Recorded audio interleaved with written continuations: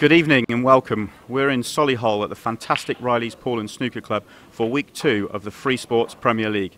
My name's Simon Webb. I'm joined by IPA chairman Kevin Barton. What a great start we had last week, Kev. We did. Fantastic way to get the Premier League underway. We saw Matt Farnsworth in blistering form, just showing why he's the world number one. And we had a few shocks and surprises as well. So a great week last week. And what do you think we can expect this week? Well, I think we're in for more of the same. We've got 2 ex-world champions. We've got the current Champions Cup winner Liam Dunster, who's in red hot form. So it's just going to be more great pool tonight. Okay, let's take a look at the league table after week 1. And as you can see there, Mark Farnsworth with 2 great wins last week is top of the table. Ben Davis with a win and a draw is in second. Jimmy Carney with the draw, and quite surprisingly, Ronan McCarthy with only 2 frames for his night's work and 2 losses. Tonight we have 4 great matchups. We start with an all-Welsh battle between Craig Marsh and Simon Ward. Then the Champions Cup winner, Liam Dunster, plays Gareth Hibbert. He then plays again against Craig Marsh, and we round the night off with Simon Ward versus Gareth Hibbert. So our first match tonight is Craig Marsh versus Simon Ward. I'm delighted to be joined in the commentary box by Liam Dunster, who's going to talk you through this match. Good evening, Liam. You are looking forward to, as Champions Cup champion, looking forward to getting going in the next TV event? Of course, it's a different format this time. Much shorter format. First to 6 it was straight knockout. Another one. This is round robin, and it's only 8 frames, so 4 each or first to 5. It's a lot more cutthroat than the other tournament, I think. Do you think that changes your approach, the way you're going to attack the matches? I don't think that changes approach, but what I think does is the shorter shot clock. 45 seconds it was last time, but now it's only 30 seconds, so might affect a few people. Yeah, that seems, not having ever played with a 30-second shot clock, does seem quite severe. So have you been practicing with that? I'm a fast player anyway, so no. And there we are, Craig Marsh, the 2017 world champion on the left, and Simon Ward, the 2018 runner-up in that epic in February against Ben Davis.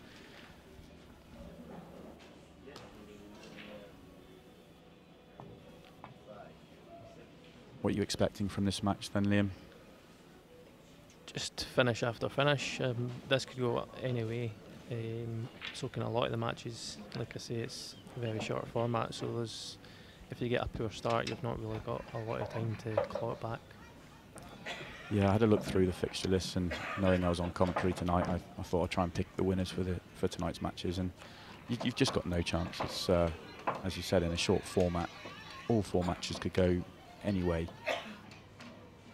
I think the break will play quite a big part, because I think all 4 players are such phenomenal players that they're going to take most of their chances. So if you need the breaks to go your way, I think.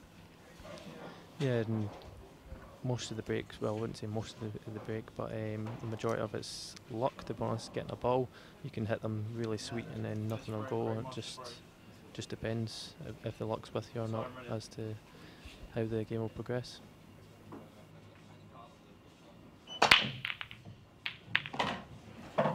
I certainly agree there's a lot of luck in the break, but all you can do is hit them as well as you can, and Craig certainly has hit them well.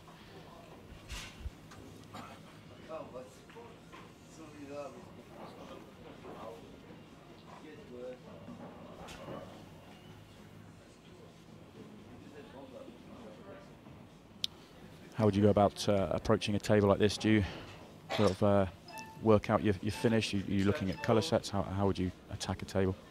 You can't really go yellows here because there's 2 problem balls up there at the top left, so I think you've got to go reds, which means you've got to take this one that he's taking now first. But the only problem with that is if he misses, then all of a sudden most of the yellows go. But the problem here for Craig is that ball that I think he's trying to kick out there is the one stuck to the yellow. That's his only problem ball that I can see. Yeah, he was a little bit unfortunate there because he only just missed it. He only needs a little flick on that and it would have opened up and given him a great chance.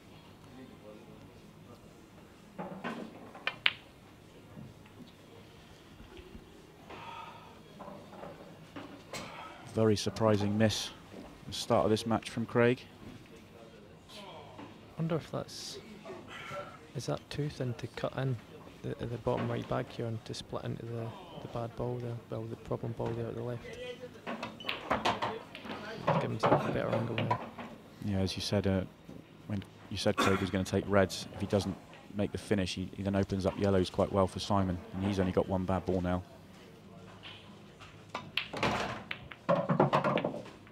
That was really unlucky.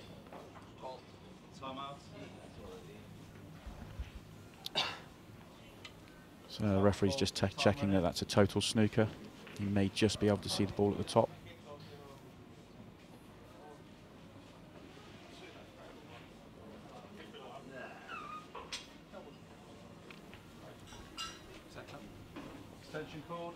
So I think he is total snookered.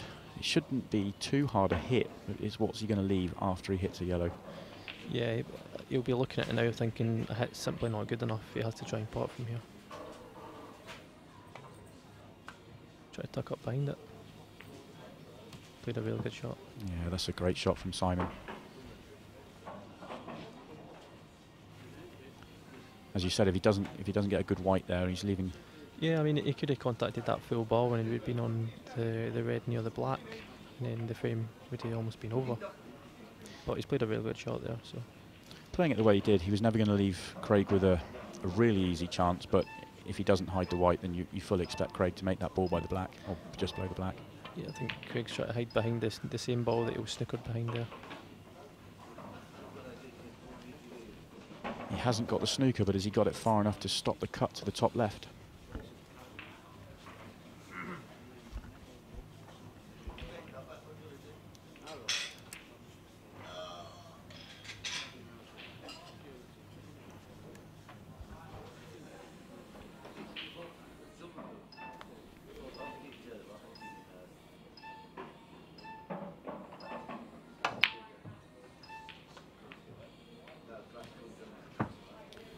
I wasn't sure when he first lined it up if he was trying to take it off the yellow into the far left as we look. But then it looked like he was playing a double there, so I'm not sure what one he was playing. I wonder if he was playing the sort of two-way shot, trying to play the double, and if the white goes through and doesn't get the contact he did, there was a chance for him to hide the white at the top end of the table.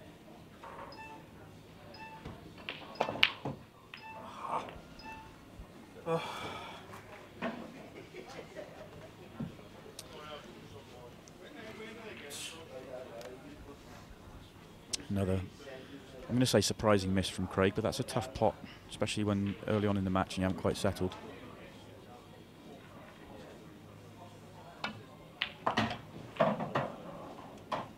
So a great chance for Simon to get the first frame on the board.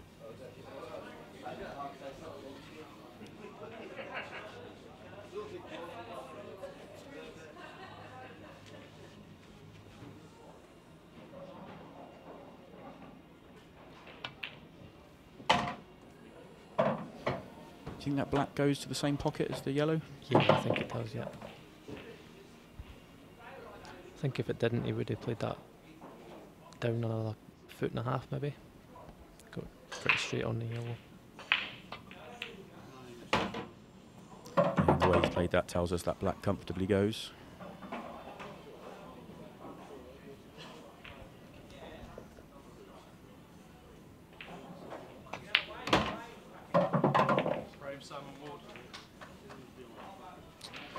So Simon moves 1-0 ahead, and surprisingly, it's come from two mistakes from Craig. The first pot was probably slightly easier than the second, but you fully expected him to get both those missed pots. Let's take a look at Simon's recent history. I mentioned at the beginning of the show that fantastic final in the World Championships in February against Ben Davis went all the way down to a deciding frame, and it was only because of a great finish from Ben that stopped Simon from being world champion this year.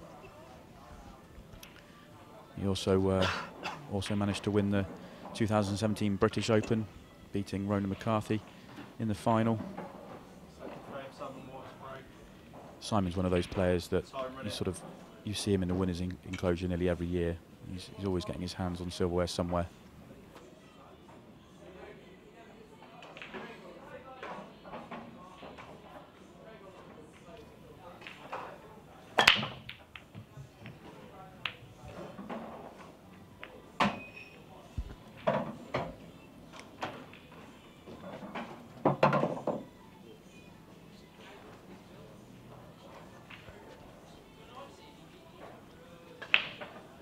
Really crunching break from Simon.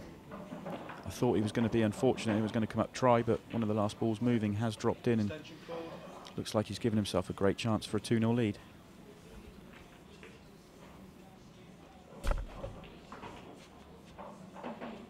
Which way do you like here, Liam? It depends if I think that red passes into the near right past the yellow ball. Like say, if that didn't pass, you'd kind of be forced to go yellows, but it must go by quite comfortably if he's going reds. Yeah, I think you're right. I think if he was going to go, if that red doesn't go, and you can, as to the bottom left as we look now, the red below the black, then yeah, I'd be surprised if he'd have gone reds. So that must go. Looks like it goes cushioned, like off the jaw, off the yellow, quite comfortably. Yeah, he's just clearing that half of the table first, and then coming down and finishing off this half. Are you one of those players that likes to sort of, are you clearing an area? Would you look at a table like this and think, right, I'm going to clear the ones at the top, then come down? Or you sort of... It depends, to be honest. It depends if you need to leave one up there for the black, or it just depends, to be honest. That's a slightly loose shot from Simon. He's come up quite a long way short. I think he was probably playing on one of those two reds to the bottom left. And he can pot them, but I think he might be forced into the red to the bottom right. But the positional side of that shot's going to be very tricky. Yeah, I think he'll have to screw it back to the left rail, and then the reds can go in the right centre. He's knocked into the red, and it's worked out really well. Yeah, he's controlled that shot really well.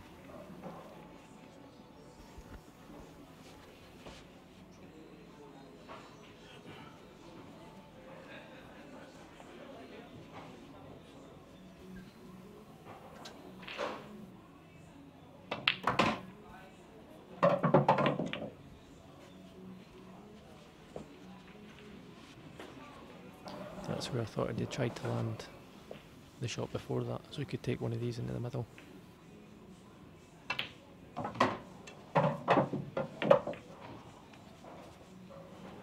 It's overhit that a little bit, hasn't it? Yeah, I don't think he can get right behind this black, but still should leave himself a comfortable shot on the black. But yeah, he has probably come back further than he planned.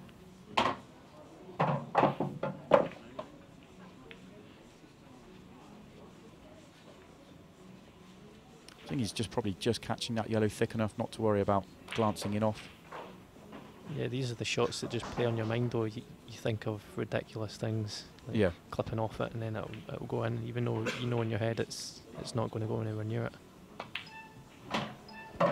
He's played that very well, so a nice breaking dish from Simon gives him a 2-0 lead.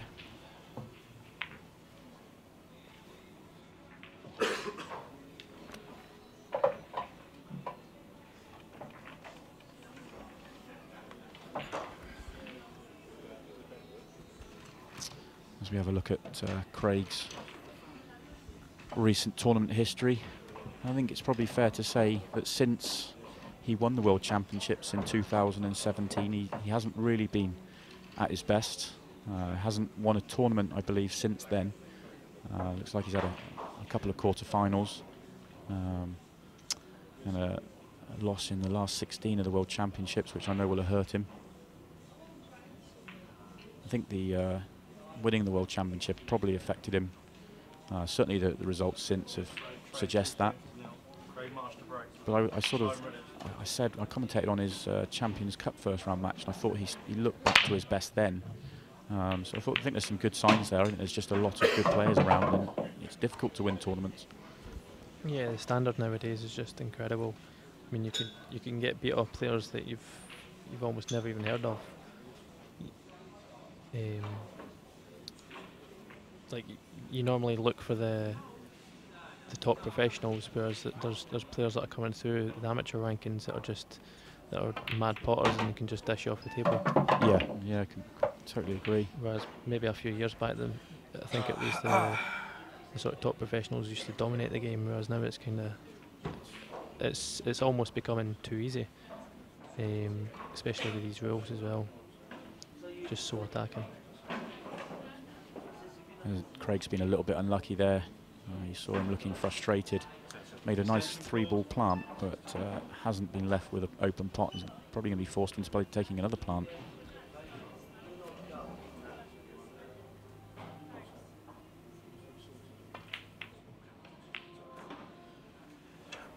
Oh, I was going to say he's lucky that's not dropped, and then it's just creeped in. Yeah, I was just looking to see what he left, having missed that, and it fell in, and he's in a horrible spot now. He should be able to contain the situation and not leave Simon too much. He's left the ball in the right centre. You've seen him immediately lifting his hands there as if it's run off before it's hit the rail. Yeah, I think Craig will be the first to admit that his biggest weakness is probably his temperament. When I touched on when he won the World Championships, I think a huge reason why he won it that week was that was the most composed I've ever seen him throughout a whole tournament. Never looked frustrated, never seemed to get annoyed. But he can, if things don't go his way, get a touch frustrated. So at 2-0 down and things going against him in this frame so far, it's definitely something to watch out for. I think that's the first time in this match that the shot clocks actually went below 10 seconds. I thought there was a bleep after 10 seconds left. Is it just 5 seconds in this one because it's so short? No, it is at 10 seconds. 10 seconds, I just didn't hear it, that's all. Yeah, I think it's just the speed both players have been playing at. That the shot clock hasn't really been noticed so far.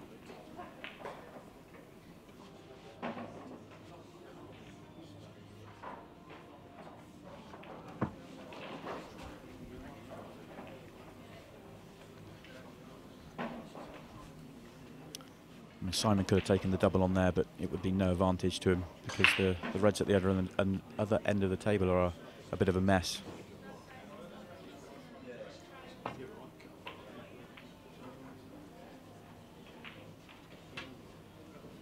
So that's just messed the table up a little bit. This frame is very much in the balance. Yeah, and he's not left Simon an obvious safety shot here.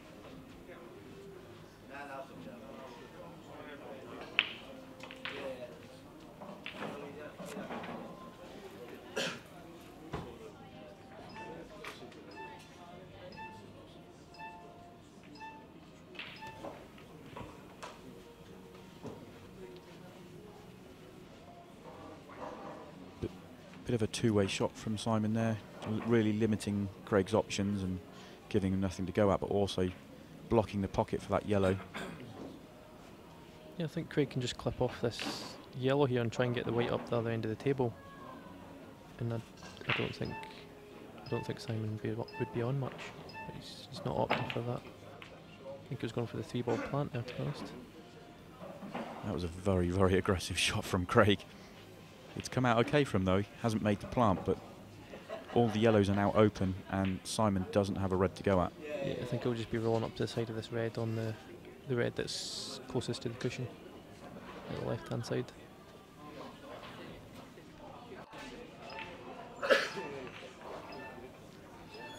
He's trying to double the red over to the right corner, but he's got to get the bag. Oh, he's played a really good shot there. He's put the white safe as well.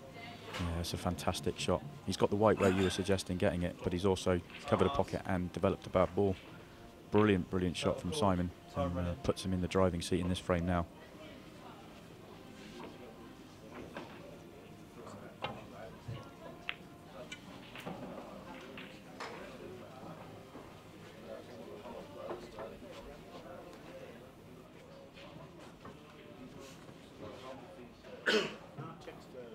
Do you think the red, so the two reds to the bottom right, do you think the red that's sort of blocked by the yellow, do you think he can play red onto red, or do you think that yellow's in the way? Looks like it's just in the way to me. It looks a little bit in the way, yeah. I'm not sure if we could get the cameraman to run round and check.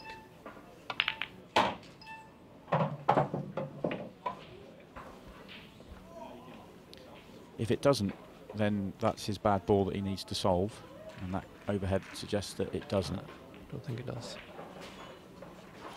Do you think playing the red that he's nearest to down the rail, not quite firm, to try and sort of pop the red and sort of open up that area is an option?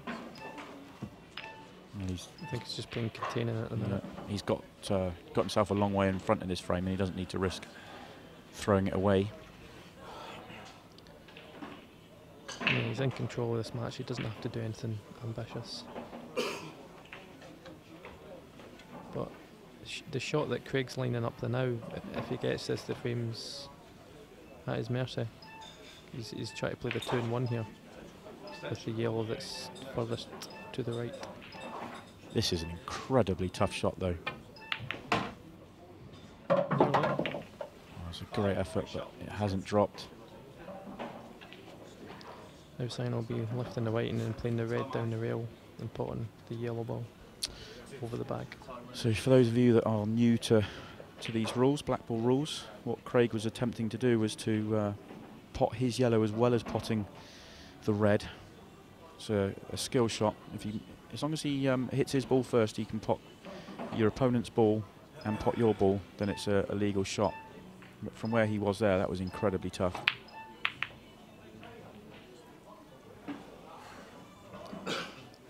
Almost got away with that there, but he's that wasn't red ball there. That's just ended up a little bit too close to that yellow. Yeah, that certainly wasn't as he planned it. He was trying to make the ball over the pocket and open up that area, and got a couple of kisses he didn't want. He's now going to have to work a little bit harder for his finish. Yeah, I thought he would have stuck to what he's been doing the last few shots and just playing containing shots. So if he just played that red and potted the yellow over the bag and made sure that your red stayed over the bag, he was in control of it.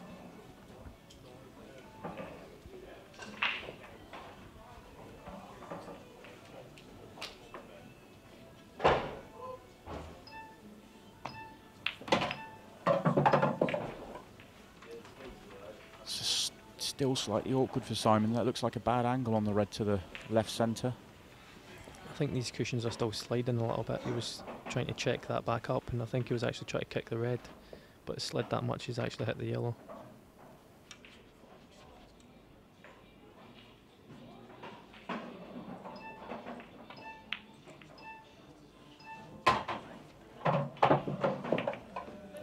It's getting more awkward, as is often the way with these sort of finishes. Once you get out of your natural play, position, you start chasing it a little bit, things can get awkward. And the pot he's left himself is very, very tough, but also the positional side of the shot. I think he's going to have to take the double on the black if he gets his pot in the middle. Great shot. Oh, what a great pot. How's your luck? That's pretty good. I think that pot deserved a little nudge, and he's certainly had it.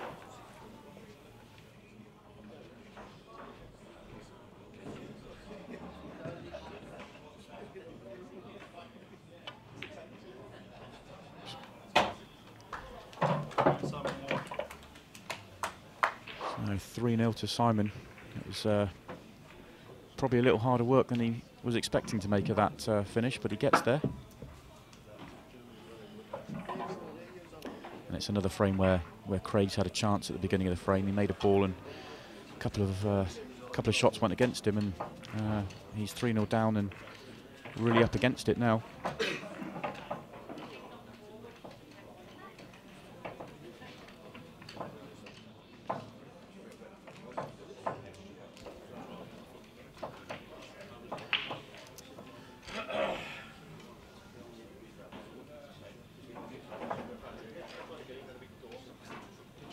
I think you showed in the Champions Cup final that even in this sort of position for Craig, you just need to stay calm and wait for your chances.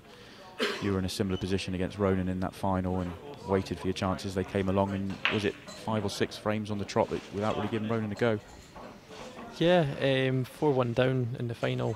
You just have to take the chances when you get them. Just sort of hope you get the chances, because some of the times you're just sitting in your chair thinking, right, I'm going to take every chance that I get, and you don't even get the chances.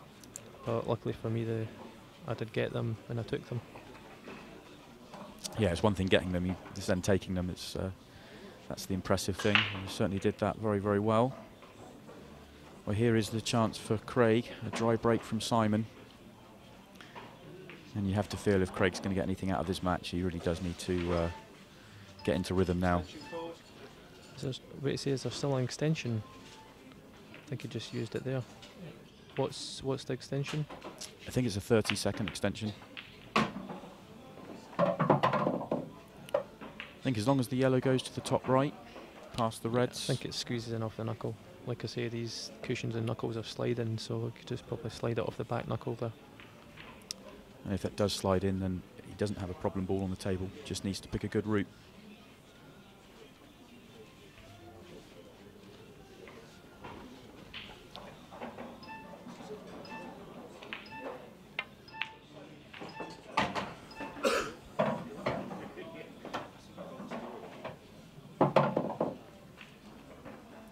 Once you get them like this, Liam, are you working out which ball you want to play onto the black from? Are you?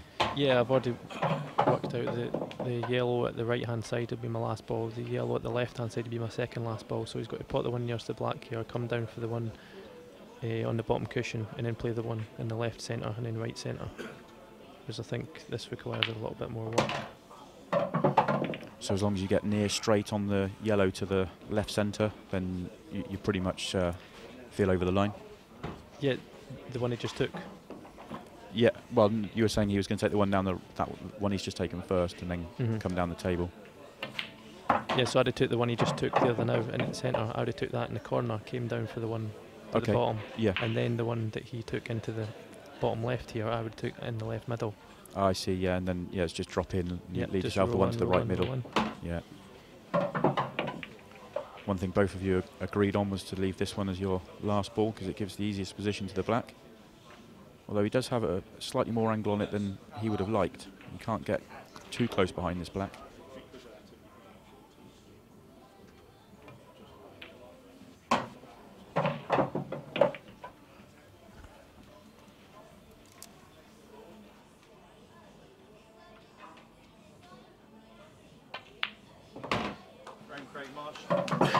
So a very, very important visit that from Craig Marsh. Reverse dish to get his first frame on the board. And you can see there from the stats, I think, I don't know how you feel, Liam, but I think the two most important stats there, or the most important stat there is the two missed pots from Craig Marsh. Yeah, they were both in the first frame, I think. I'm not sure if you count the attempted 2 and 1 because he's missed potting the yellow, but that's just been picky. Yeah, no, I wasn't. But I think it was you've just added that as the one fill, so that's fine. Just the 2 pots from But, the first frame has sort of set the tone for the match. Yeah, Simon's been really, really good so far. Okay, well, we'll see if he can continue his comeback after the break.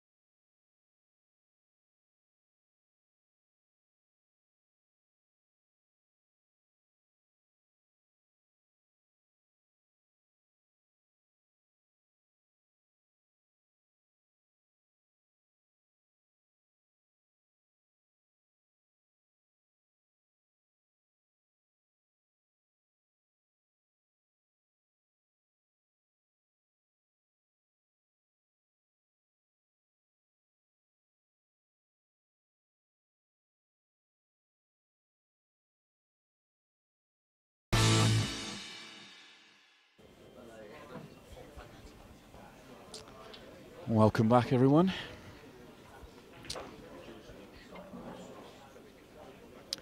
So Craig Marsh to break after that reverse dish to get him going in this match. He'll be looking for a big break and a breaking dish to really get things going.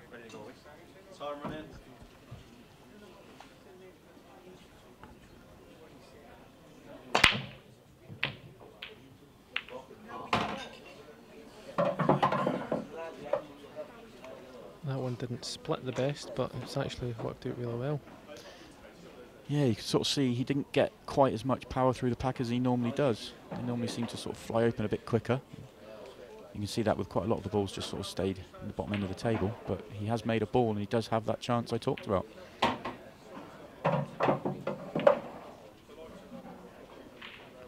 Looks like he's eyeing up reds pretty quickly here.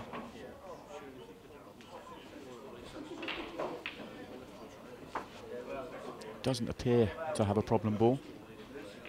He just has to get good on these ones at the bottom of the table.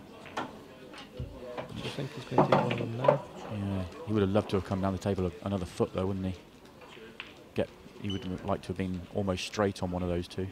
Yeah, whereas the now he's kind of flicking into the red. If he came down a bit further, he wouldn't have to. Maybe he's taking the other one first, just the way he's eyeing this up. Is that a straight plant on the two reds? Or is he coming back down? I don't think it's a straight plant, but it's definitely makeable. So the way I think he's looking at it now is, yeah, he'll take the one into the centre, come across, land roughly where his cue was there, put the other ball in the middle and come down to where he tried to get a few shots ago. That looks just about perfect.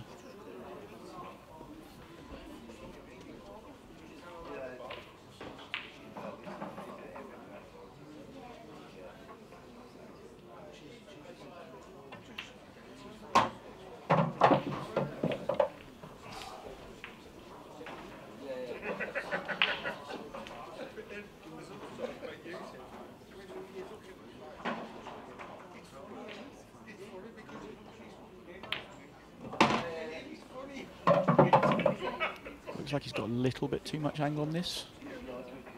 Or is it maybe just a little bit deceptive? Can he just drop this in? He can. Maybe just trying to build some drama where there isn't any. And now he's back in the game, 3-2.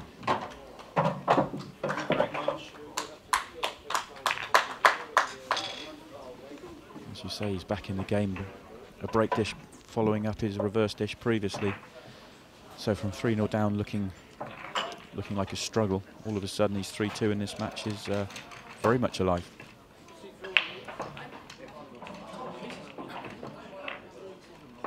When you're sat in the chair and you're watching players of this level, you kind of almost expect them to do what they're doing. So Simon won't be sitting there annoyed or frustrated. He'll just be waiting for his next chance. Yeah, just like I said earlier on, he'll just be sitting there thinking, if I get another chance, I'm going to take it, and just praying that he does get that chance. But he's not had a chance in the last two frames, so he'll not want that to continue. Time running.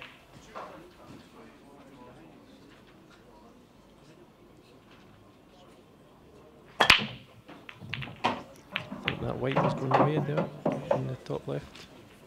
Yeah, looked a little bit fortunate. He did look like he'd almost screwed the white straight in off, but it's been kicked away and he's made a ball. And watch this white.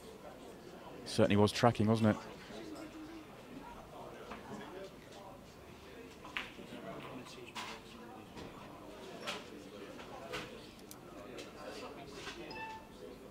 Swerving around the red to put the yellow in the middle. Swerved it a little bit too much.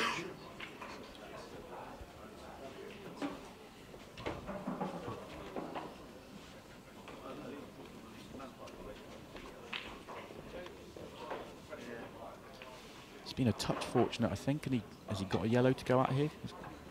Just the plant. Develop the black ball as well. So he's left himself with a couple of choices, something, probably the one below the black. just the yellow that's sort of tied up with that red to deal with in terms of getting balls open. Yeah, I'm not sure if I can just put the yellow along the bottom rail there as we look and land between the black and the red. So you can cut the yellow into the corner and then screw into the red. It's quite hard to describe what yellow I'm talking about, but hopefully you understand. Yeah, the yellow to the bottom, the one on the bottom rail to the bottom right. And then looking to get on the yellow that the white's nearest to now. Decided he can't do that, so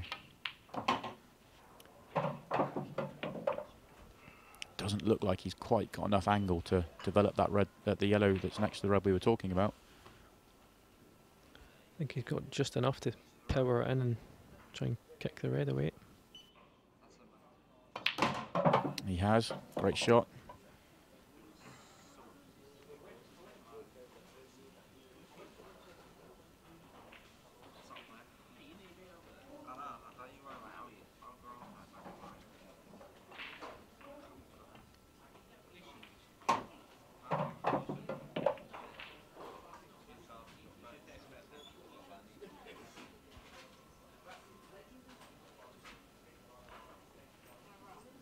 He's got to get high on this, the yellow into the left centre now. I don't think he has. You see the frustration in his body language. He knew as soon as he hit that, from where he's left that, it's so hard to get on the yellow at the bottom of the table. Yeah, he'll be really annoyed with himself there. He could have hit that another foot harder. He was sort of screwing that left hand side so it came up the table, but he's just not cued it in hard enough.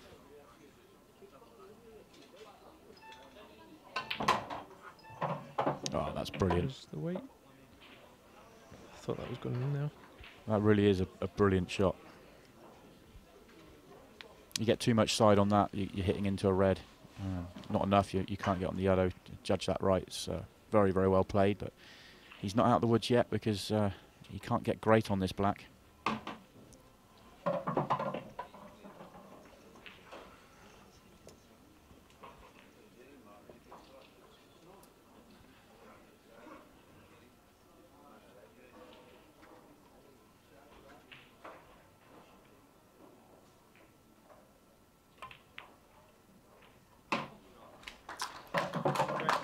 That's very well done.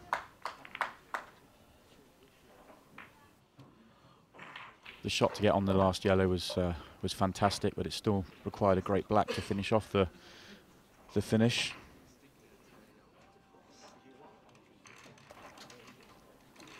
Now it's the yellow and any of them can win it now. Whereas after the first three frames, we thought, well, Simon's almost guaranteed a point out of this at least. Yeah, we're 6 frames into this 8-frame match and all 3 results are still possible. But the momentum is definitely with Craig. In the last 3 frames, Simon's had 2 breaks, both of them dry. Craig's gone reverse dish, break dish, reverse dish. 7th frame, scores tied 3-all. Craig marched to break. Time running.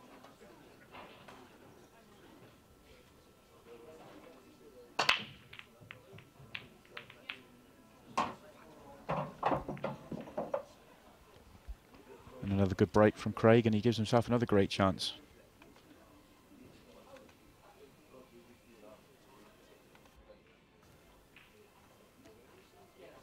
Yeah, I think this will be another dish. So if he finishes this, it will be 3 out the last 4 frames he's finished, without Simon getting a shot.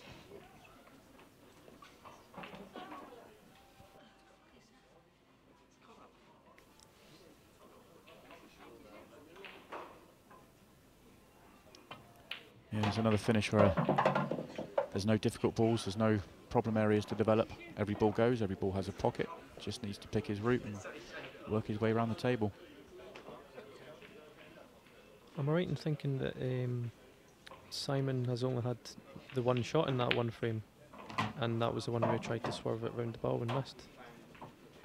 Yeah, yeah. So in the last 4 frames he's had that 1 swerve shot, and that's it. Yeah. Yeah, sorry, I called that one a reverse dish, but you're right, Simon did make a ball, and he had to swerve round to make that pot and couldn't.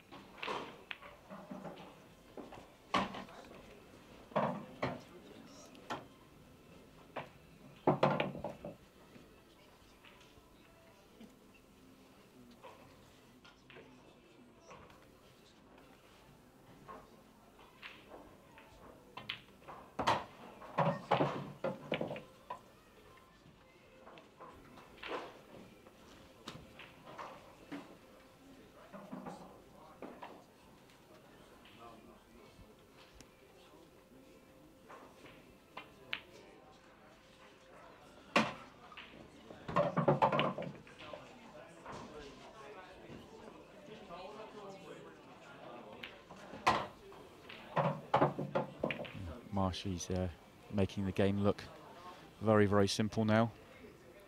Fully expect him to finish when he gets chances like that, but you've still got to do it, and he has. So from 3-0 down, he moves 4-3 ahead, and it's Simon who's under pressure.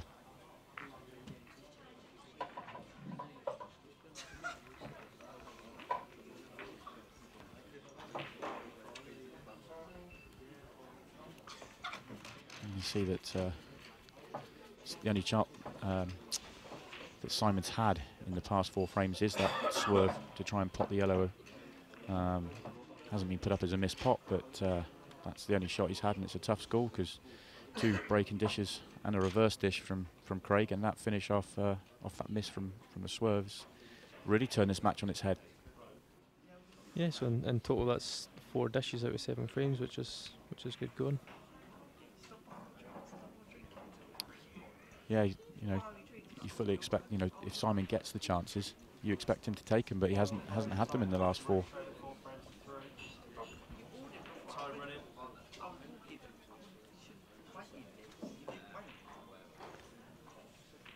So a very, very big moment in this match.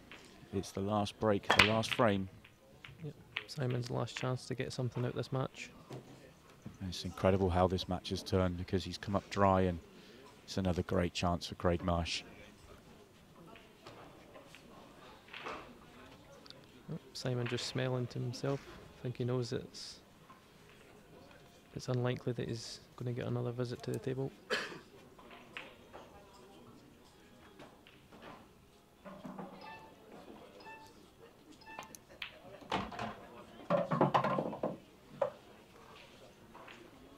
Yeah, if you're Simon in the chair, you're looking at that table thinking, how am I going to get back to the table? And there is no problems again. It's another finish where there's no problem areas for Craig to develop. There's no balls that don't have a pocket. It's just about picking the right route and making the pots. I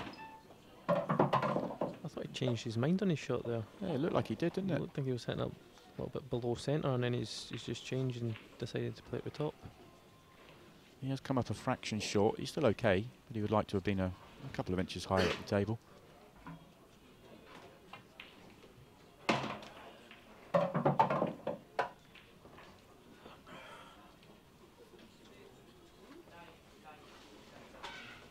I think both those yellows at the top of the table pass to the top left. I think the inside one of the 2 goes comfortably past the other one, so no problems at all, really.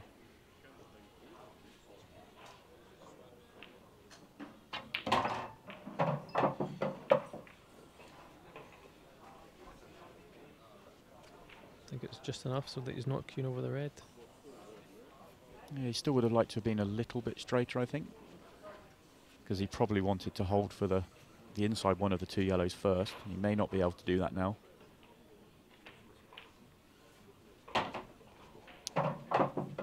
Still shouldn't cause him a problem.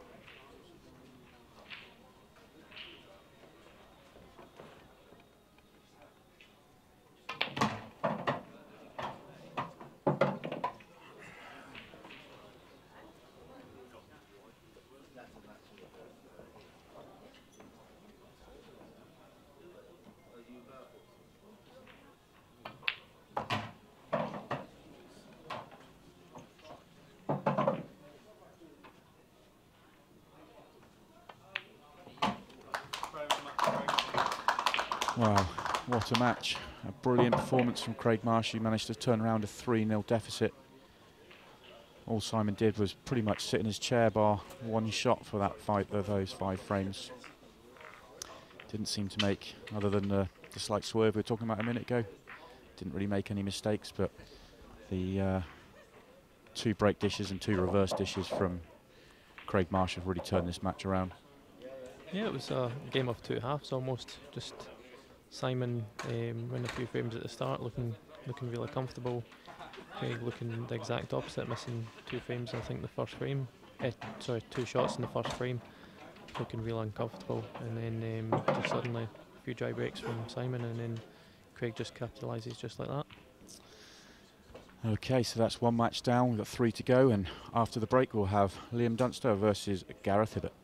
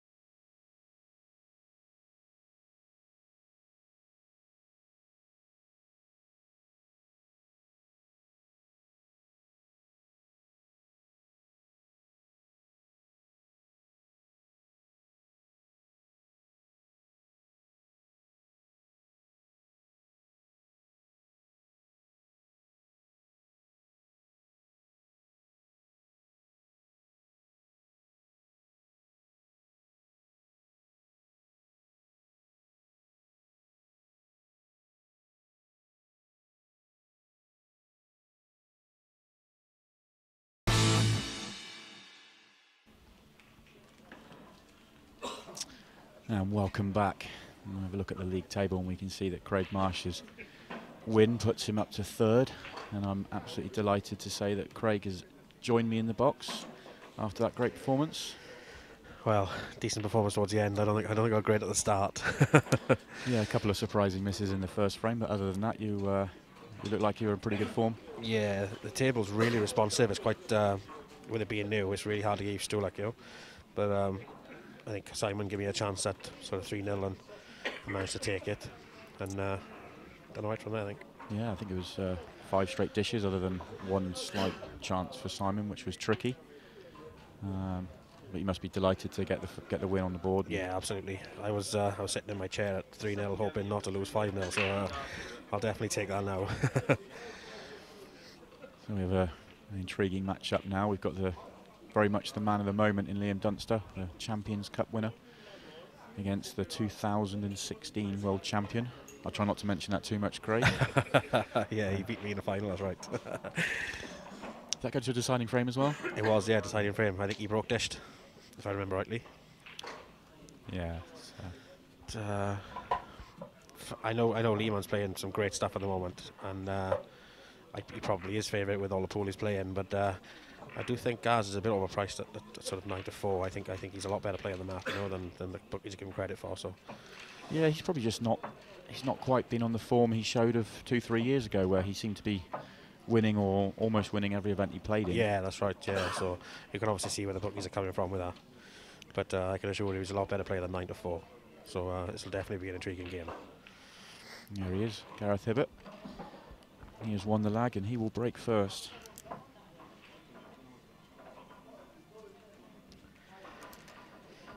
How did you find the 30-second shot clock? Tough. Yeah. Even though I play quite quick, it is very tough.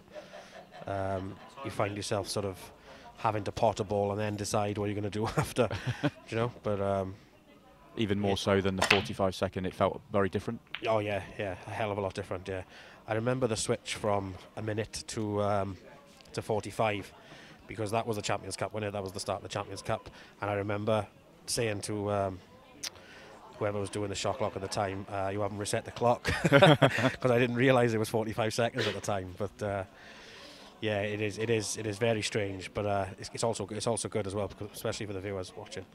Yeah, I think I remember you. I think I commentated on that match, and I think you potted a ball with 1 second left on the clock without getting down on it. Yeah, I just had to hit it in the end. Looks like Liam's decided that it was not the greatest break from Gareth, and Liam's taken a colour, but looked like he played it in such a way that he wants to get himself reds and then play a tactical frame out. I think he tried to run through a little bit further so he could sort of flick up. I'm not sure from our camera angle if he can. He's touching ball, so he's had a bit of luck there, really. So Gareth's on the awkward yellows. Yeah, Liam. A lot of people thought Liam would struggle with the 45-second shot clock, and I think he proved a lot of people wrong with the way he played in the Champions Cup. Me, one of them. I'll have my own hands up. I thought he would struggle with how quick the game is, but he's obviously worked on that over time, because he's not half as slow as he was sort of 18 months ago. Not so much slow, maybe methodical is a better word maybe. He let him take his time and make sure of the finishes and make sure of the shot. And you saw that even with the 45 seconds, he was still, he was using the clock very, very well. Yes, he was. Yeah. He never looked rushed. He always seemed to still, he almost looked like he was still taking his time, even though he only had 45 seconds. It was quite impressive. Yeah, he's definitely improved a hell of a lot over the last sort of 18 months or 2 years. Yeah, he's a very dedicated player, and as good as anyone in the world right now with his current form.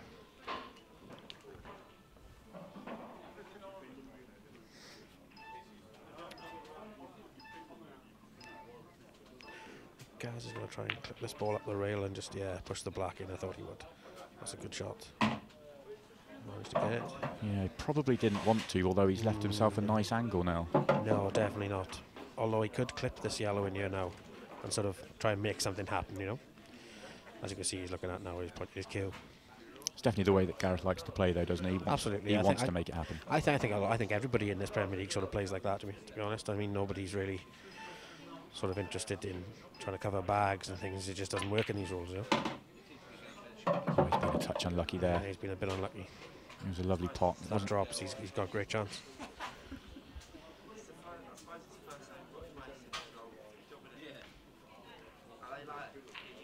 And he actually played the plant as well. He didn't actually just go into it. He played the plant because he looked at it.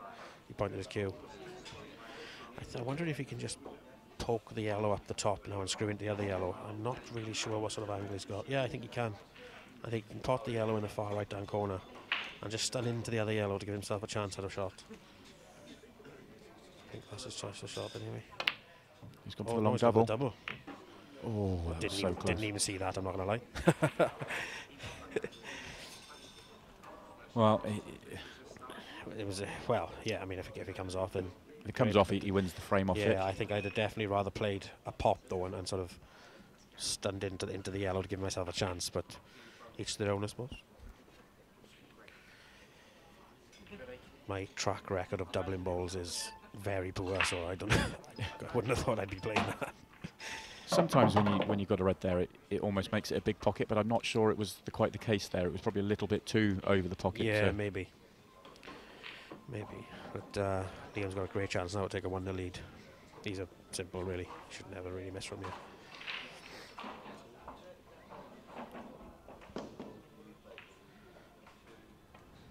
You're the sort of player that looks at a table like this and thinks, right, let's clear the 3 at the top first, then come down the table. Yeah, definitely.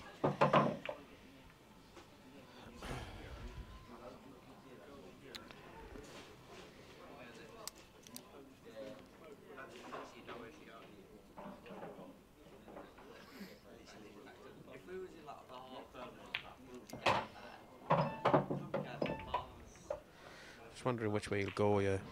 Whether you poke the one in the corner now, right down corner, the one more or less in the middle of the table, and then the other one, or whether you play this one, the one on the right hand side, play the red in the middle, and then black in the other middle. Yeah, I think I like the red into the middle as your last ball, because if you get straight on it, you come back. If you've got a little bit too much angle, you can take the black into the bottom left. Well, it doesn't look the best angle from the overhead.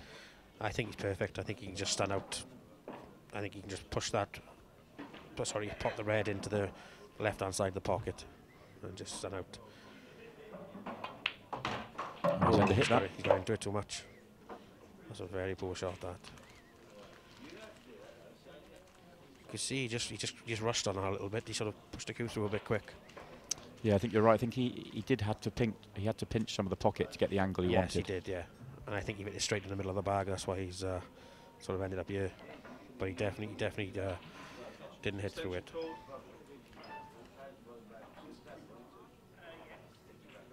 Liam is blessed with a very, very good temperament, so we'll have put that mistake out of his head, and he knows that if he doesn't make this ball off one cushion, he is likely to lose this frame. And you know something? I think that's the best part of his game, is his temperament. Because he doesn't, no disrespect to him, he doesn't look great to watch. You know, the way his style of play and the ways, but his temperament is absolutely second, and I think that's why he's doing so well at the moment. I think the main reason, obviously, he's potting all the balls, but yeah, but I think his temperament's brilliant, and it's credit to him.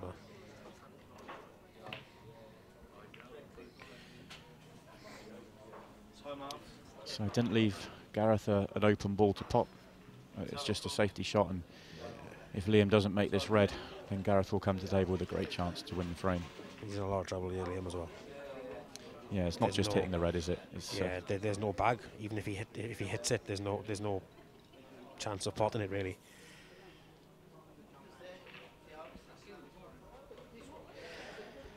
Hold on to your hats, folks. I think he's gonna have to bash it.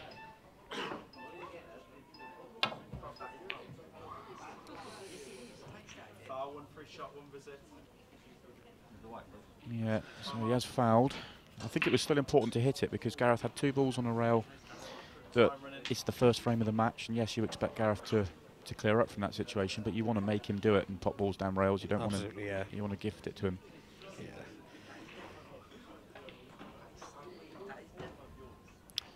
Do you ever consider the red in this situation? Do you just put that out of your mind and go? No, I'll just leave. I'm not interested in it. I always just play the balls and just be be done with it, really. I mean, maybe there was a bit of mileage to playing the red onto the yellow on the side rail, but I don't play that way. I'm happy leaving the white where he's left it and just stand the one down the cushion now. Yeah, I'm definitely in the camp that if you can do without risking the finish, then I'd do it, because it takes the pressure off a shot like this.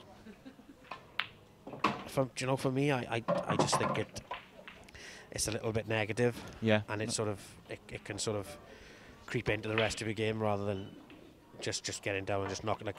Like as he's done there, just knocking the ball in.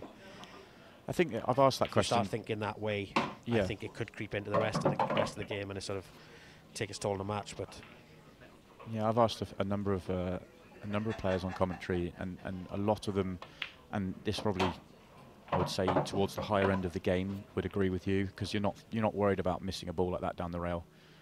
As you go down the sort of standards, that becomes a tougher pot. That yes, absolutely, I agree with that. I can't see many people in the Premier League playing that shot, to be honest. Just finished by Gaz there.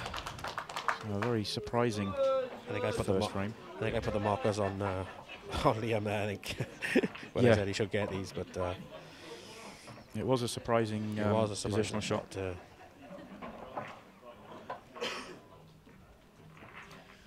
You see Gareth's recent form. If we'd shown you this recent form, if we put a graphic up like this 2 years ago, you'd see wins and finals all over the place. Yes, absolutely. Yeah. Uh, Do you know, as a player, you don't, because there's so many players to play, you don't really notice that somebody isn't in the later stages anymore, or whether they are or where they aren't. But as you can see, there he's had a lot of early exits there. And I think mine will be quite similar as well, to be honest.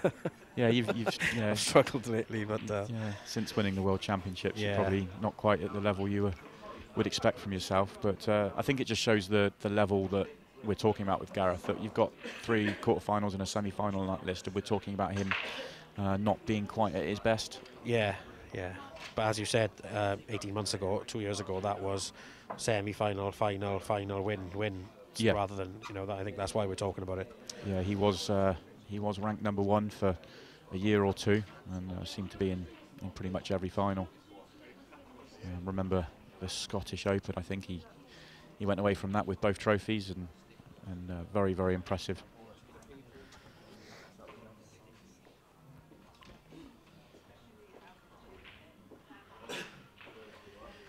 This is going to be an interesting Premier League, I know that much, because with the format being so short, there's going to be players taking points off everybody all the time. And I can just see, for some reason, coming into the last couple of weeks, there's going to be a lot of players in contention to go out and stay in. Yeah, so the format is there's 10 players, and everyone will play everyone. I think that's over 11 weeks. And then we lose 4 of our players. So those last sort of weeks, 8, 9, 10, I think you're all going to be tuning in. They're going to be absolutely brutal them weeks, because there's going to be a lot of players in contention and possibly waiting on other results as well. So yeah, are you going to be one of those players? Are you going to be table watching? Are you going to be sort of analysing it? Going, yeah, I need him to beat him. I think that's just part of it, isn't it? I think that's just part of the fun as well, just watching and seeing what's happening. But yeah. Obviously, Farnsworth have had a great start, winning 5-1, 5-1. So we'll have to try and put play to that in the next couple of weeks, I think. Yeah, I think everyone. I'd be very surprised at is someone going through this league without. Oh, that's unlucky. That's unlucky. Yeah. Without taking a couple of defeats along the way. The standard is so high and the format is so short that I think you are all going to end up beating each other. Yes, absolutely. And as my match there as well, you will see a lot of sort of players coming back at you, at people as well, and sort of matches going really close.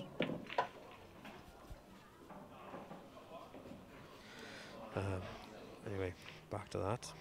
That was really unlucky, William. He did that break really well. Made a couple of balls, very good split. Got kicked in off,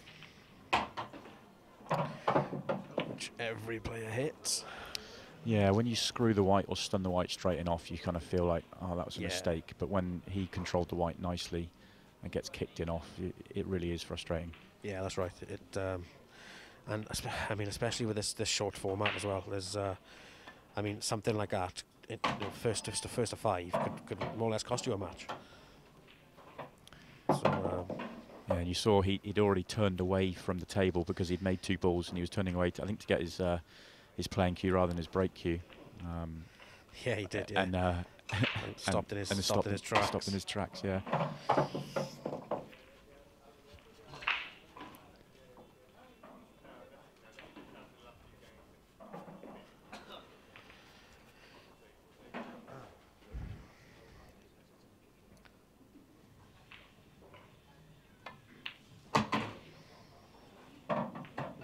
Run a bit. That's perfect.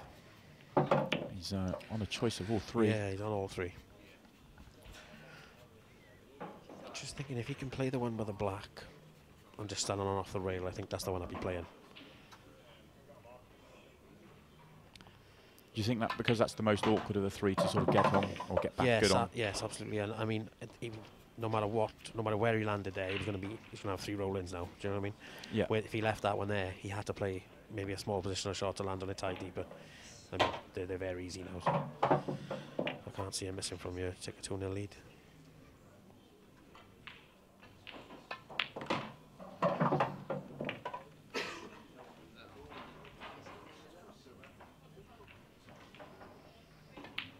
That's the black.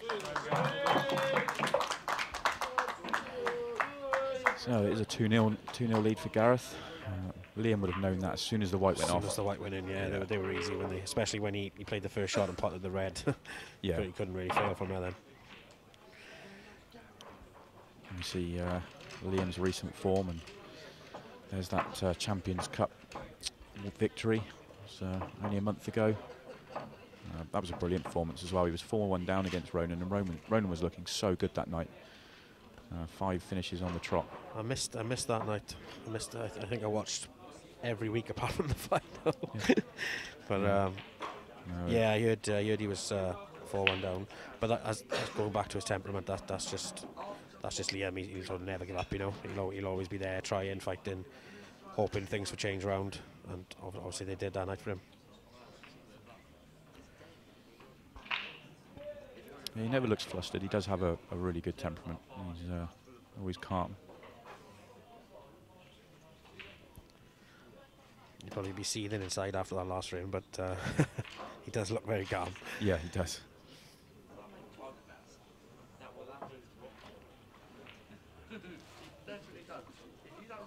We get to see Gareth's break. When he didn't hit a very good first break, he didn't get a good split, but when Gareth's breaks on, it's huge. It's massive. It's huge, yeah.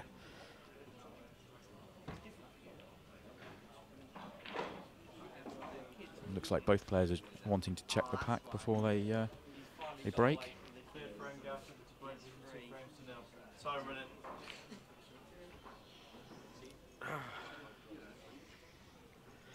Right, number 3. So that's that's a better break. Oh. That's almost a replica of Liam's break. Yeah. Same Incredible. pocket. But this is much more like the Gareth Hibbert sort of power of the break we normally see from him. Look at those balls, they're flying everywhere.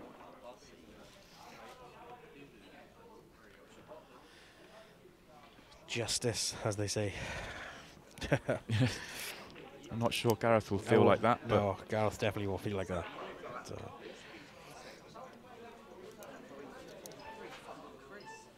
Extension called.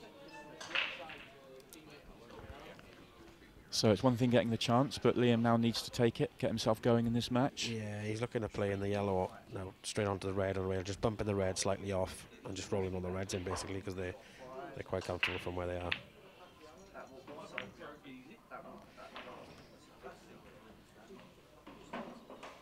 So do you think he was? Was he doing that more to clear the yellow out the way as well as because he could have just played the red down the rail himself? To be honest, I'd have probably gone yellows myself, but you know, each their own. You see, when you get to the table, you always see the pattern you prefer or choose. When you've got a free shot like that, it's probably half a dozen to 1/6 of the other anyway. Yes, exactly. You get to develop the balls as you want. I mean, you could really go any colour there. You know, it wouldn't make a hell of a lot of difference. I think this is really important for Liam, not just because he's 2-0 down and he needs to get going in this match, but he had a very, very similar chance in frame 1 and made a pretty bad error by his standards, not getting onto his last ball, which cost him the frame.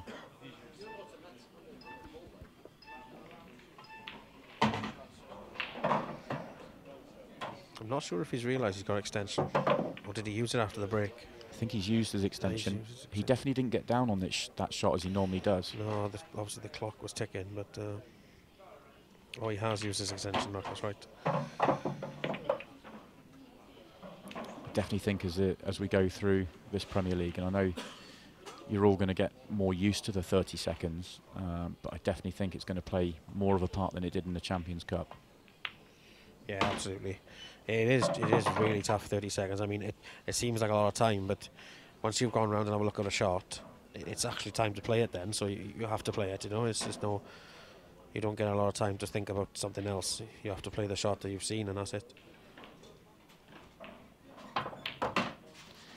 It's a nice shot from Liam. He was just under hit the previous shot and had to just raise the butt of the cue a little bit there.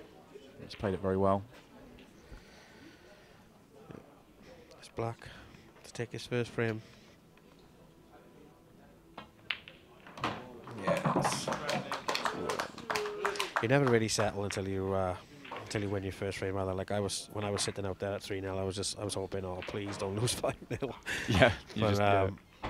But then once you won one, then I mean, if the next chance comes, seems a bit easier then. But yeah, you'll definitely be settled down now after that. Yeah, relax just that little bit, and you're into the match. So both players have done what the other would have expected and punished those fouls from the break.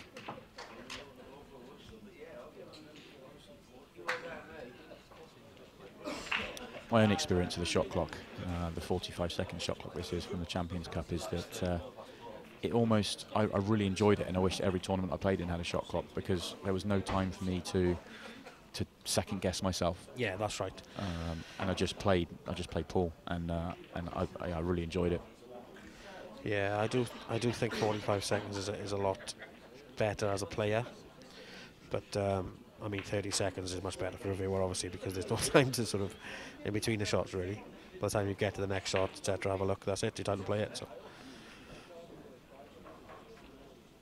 Fourth frame, Liam Dunstan's break.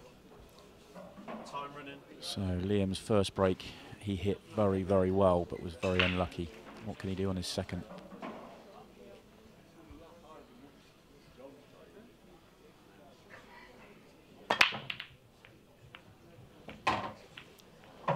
Well again. Yeah, and he's made a ball. Cluster of 3 balls by the middle bag could play a part in this frame.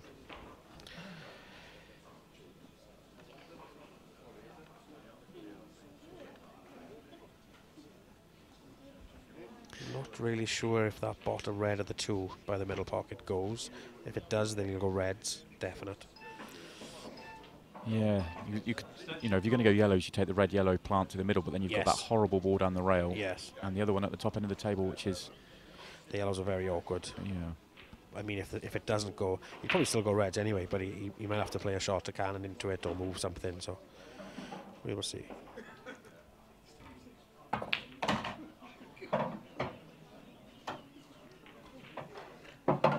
I'm not sure if he was trying to get into it there. I don't think he could avoid that. No, I don't think cannon. he was. I think he was just trying to push the yellow onto the rail. Just a little bit more security for himself.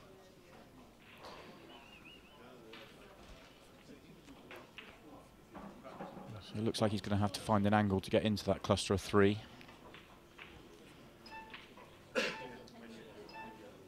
The bottom one of those 2 reds may just drop in off the near jaw. Well, maybe not That now. answers my question. It obviously didn't go Yeah. because he wouldn't have played like that otherwise. But he's still got a chance.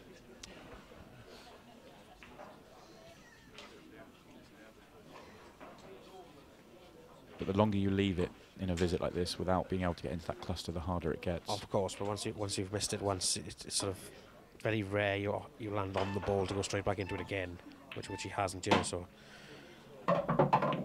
ooh, that's awkward. Yeah, and he's straight. Yeah, he's in trouble here now because he can't really play a shot to get a decent angle to go into it.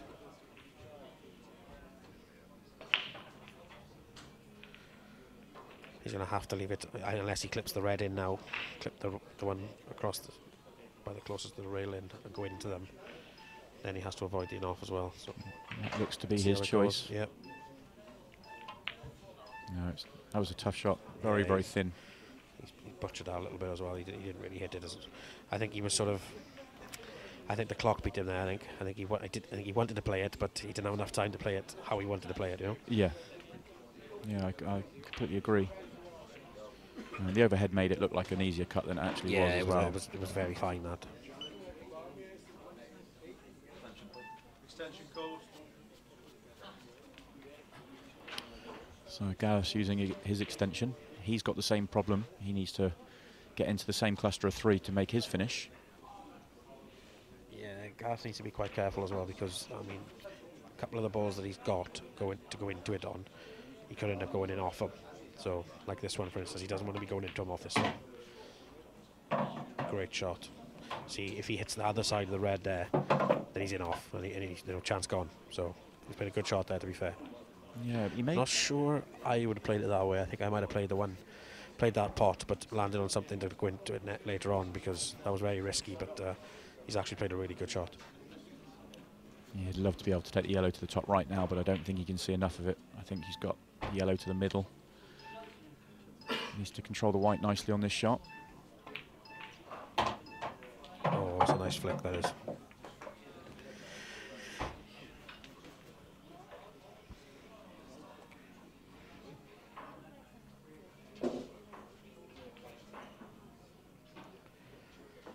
So these two down here, the one over the middle bag, the one top right, and it looks like he's eyeing up the black in the bottom right hand corner, the one he's just putting the yellow in now, but I'm not sure if it goes in the bottom left, so you might have to play it in the bottom right.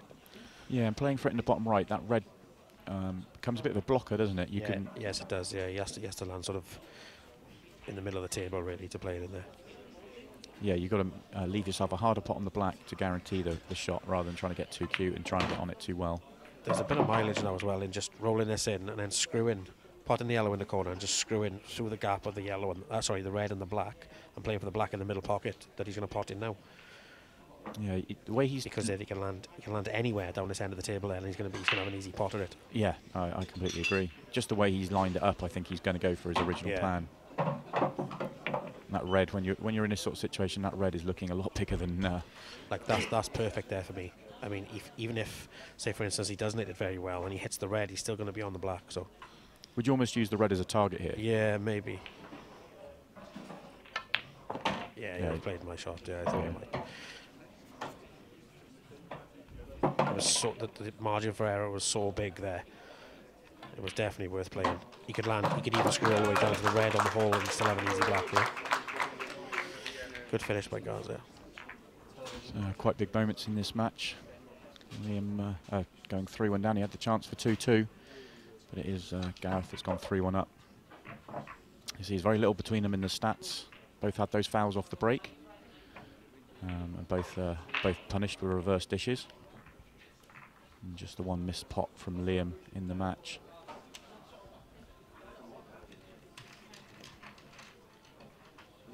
And we will return after the break to see the conclusion of this match.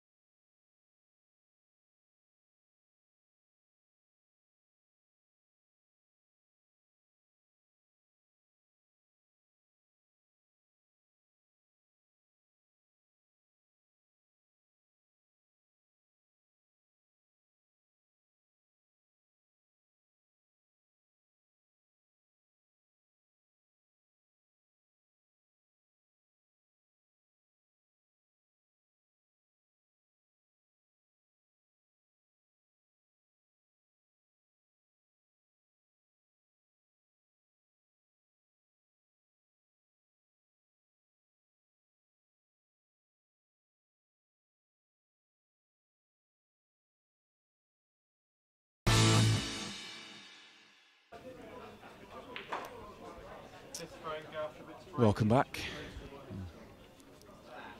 Time running. Gareth to break. See if he can. What he wants to do is replicate the last break without the big kicking off.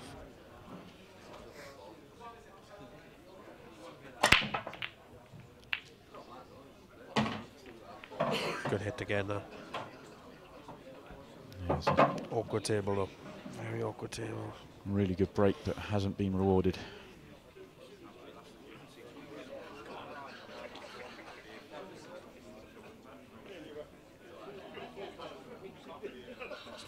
Extension called. Just wondering if he can clip that red across the top rail, because that's the only real shot he's got, I think. Or whether the yellow is in the way of him cutting it. It's a tough shot though, isn't it? And if you don't make it, you're kind of giving the frame away. I think he has to play it though, really. I mean, unless he plays a safety shot, obviously, but I know what I'd be doing. Yeah. Yeah, he thinks he can get it, so. It's a great shot. Shows a lot of confidence there as well.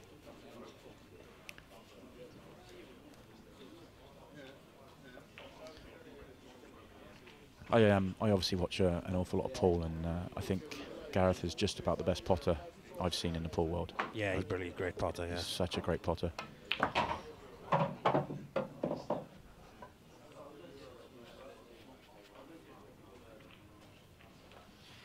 think that stems down to, I think he still plays a lot of snooker, see, as well. Even now, he still plays a lot of snooker, Yeah. league-wise and things like that.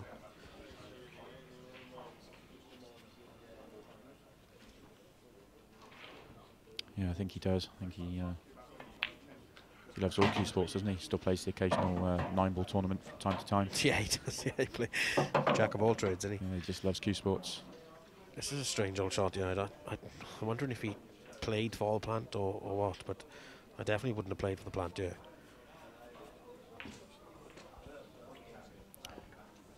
You've got to be very careful with the.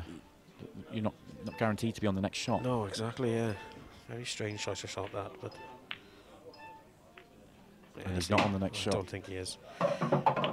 Yeah, that was a strange choice. For me, I don't think he's played to get on that plant. I have a feeling he's trying to come out a little bit further and play the one over the hole first, because I don't see why he would play that shot, you know? Yeah. Just the way he played it, it looked like he was almost certain to not. I don't think he could have played it any better, and he's not on the red. Yeah, yeah. Strange choice of shot, really, if that's what he's played, but only he will know.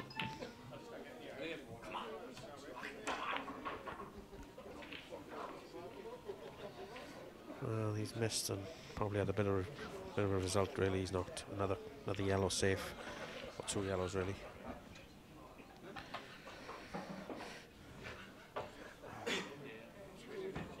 You saw Liam there having a little glance at the shot clock. He's, Yeah.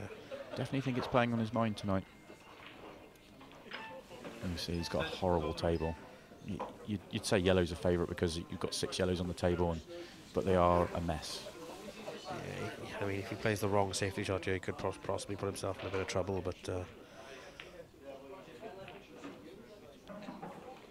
nah, I don't really like that, because now Gaz has got a free shot now, a double, and he can go on the red easily enough. Stand behind the 2 yellows, he's on the red. Obviously, he's tried to get the yellow in front of the red, but if he doesn't, then, I mean, he leaves this, so. Free shot here for Gaz. That's a great shot.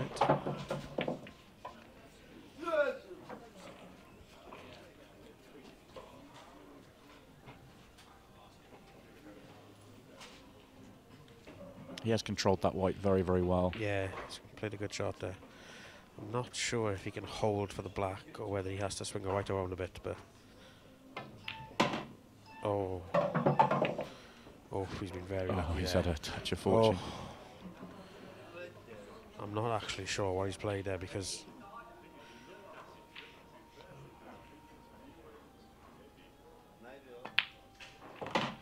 Yeah, he's got a right result there. Oof.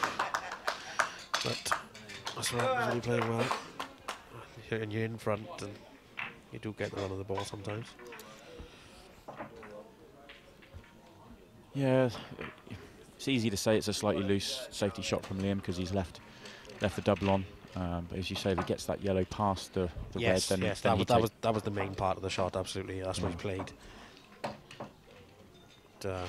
He's played a bit of a loose one really, and sort of haven't got it in front of it, and left Gaz a chance that he'd probably expect to get. To be fair. So Gareth is guaranteed the draw in this match, but he's got his eyes set on something a bit more than that. There are 3 frames left in this match, and Liam needs to win them all, get a point. This match is far from over. Liam will try till the absolute end. Last ball.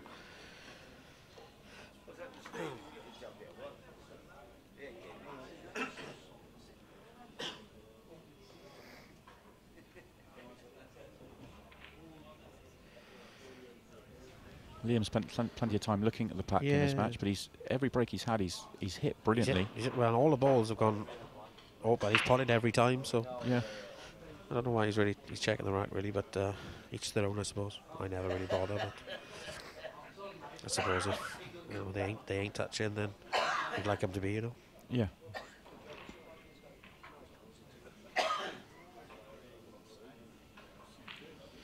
I always find as well that the front 6, as long as the front 6 balls are touching, then the rest don't really matter. Have you ever noticed? Have you ever tried anything with the break? For me, I don't think the front 6. I think I'm not that bothered about the front 1 actually. For me, it's was it a 6 touching the black? I think if the 6 around the black are all touching, then it flies open. Is it? Yeah. Oh, I've had quite a lot of loose racks with the front ball not touching, so I always thought that'd have something to do with it. But yeah, I mean that's what I've always thought, the front ball as well, until I sort of started looking into it, and I mean it's just one of the things for me. I'm more worried about the ones touching the black. It's almost the core of the break. But look at that, they've pinged open for him. Oh, now he's been unlucky again. Oh, that's very unlucky. You ever get a feeling it's not your night? Ouch.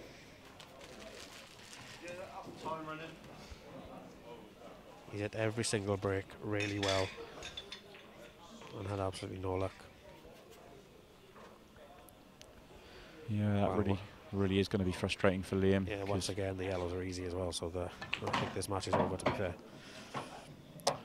So as it's black ball rules, he gets a free shot, he pots the red, but the colours still aren't assigned until he pots the next ball potted.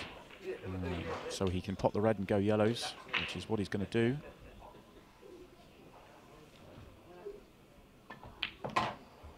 There's a little bit of a heavy contact there running through. He didn't play for this one over the far right hand corner. He played for the one over the left hand corner through the gap. Would you be looking at this table? I know he's got slightly heavy contact there, but wanting to get rid of the yellow down the bottom end of the table sooner rather than later? I'd probably leave it till last. Yeah. Just either land straight on it or any sort of angle. You can always get on the black from any no matter where you are. So I think that's what I'd be doing. Just leave that till last. Pot the 4 at the top in any order you like, really, and then leave that till last.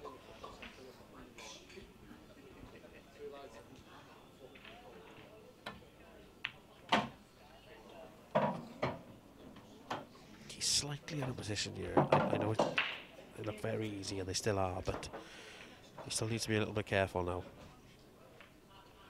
because he's played for that yellow close to the bag twice and hasn't got on it. So I'm not sure he's on it again. If he is on it, he's perfect because he can just drop it in. yes, that's right. Yeah. But if he's not on it, then he's got a bit of a horrible plant. I think now he's going to have to stand into the red as well. I can't really tell from here, but if he stands into the red, then he's going to have to use the top rail in his next shot. So he's making the right move. Oh, he's played that fine. very, very That's well. fine. I didn't realise he could play that shot from here. That's perfect. Now he can play the one now bottom right and just leave 2 long pokes, really. He could go either way. He looks like he's going to go for the one at the bottom of the table He'll definitely first. play the one at the bottom of the table now, yeah.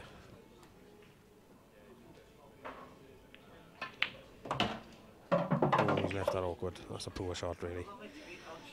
He shouldn't have been anywhere near there, really. I don't understand why he hasn't sort of stunned it in and used the top rail, just running off the top rail. no need to go anywhere near them. Yeah, them reds. Just needs to make the pot to leave himself a shot on the black. Won't worry about getting too close to it. He's played that He's very played a well. good shot. Good shot. So this black for the match.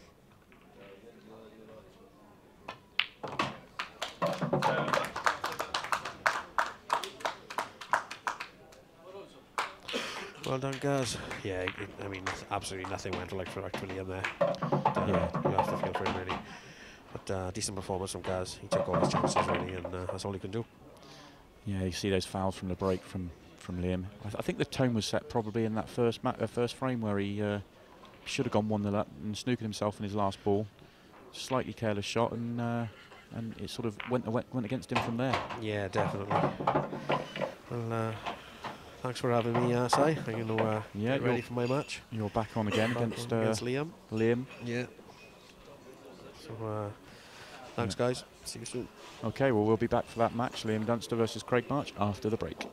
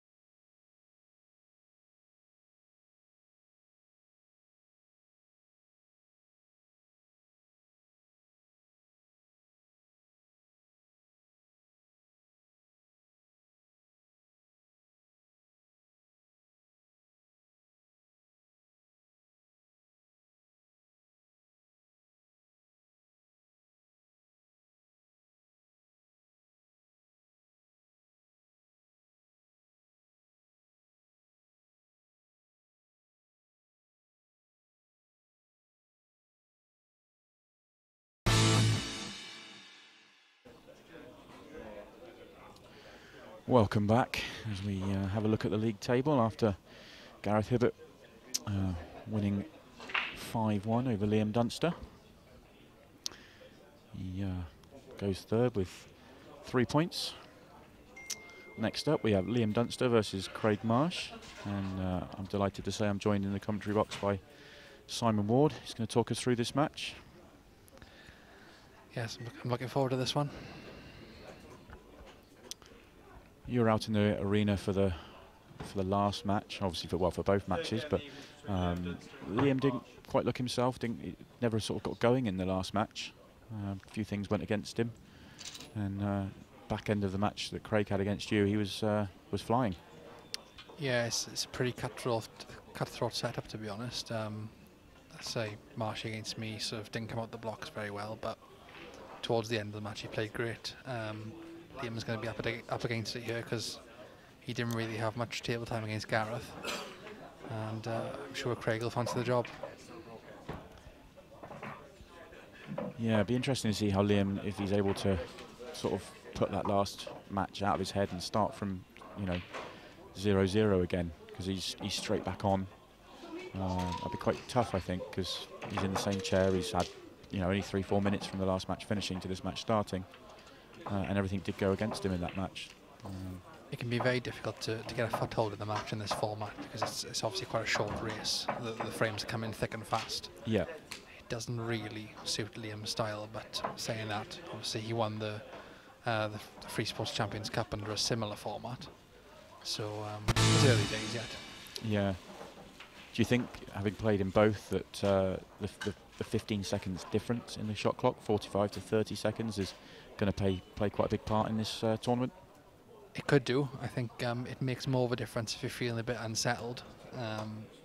But if you manage to settle quickly, I don't think you'd notice the shot clock, whether it's 10, 20 or 30 seconds, to be honest. But as I say, if you are feeling a bit of pressure, if your opponent puts you under pressure, then you do tend to need that extra 15 seconds a lot more regularly. Yeah. Yeah, well, definitely. I think if you get those sort of bits and pieces frames, things where you really need to work something out and you've got less time, it can play a part. Noticed Liam did this quite a lot in his first match, and it's going to sound strange because I actually think he broke really well, but he got kicked in off twice. And I think all 3 breaks he had in his previous match, he hit them brilliantly. The ball spread everywhere. He just was unlucky to be kicked in off. Yeah, he started breaking the balls a bit harder than he used to. I don't think he still doesn't give them 100%, but he does seem to time them a lot better than he used to do. And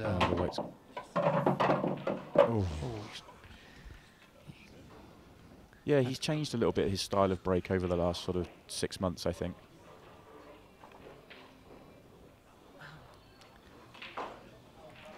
Although it looks a bit tricky there, I think if he can see this yellow in the middle pocket. No, he hasn't. He can't see it.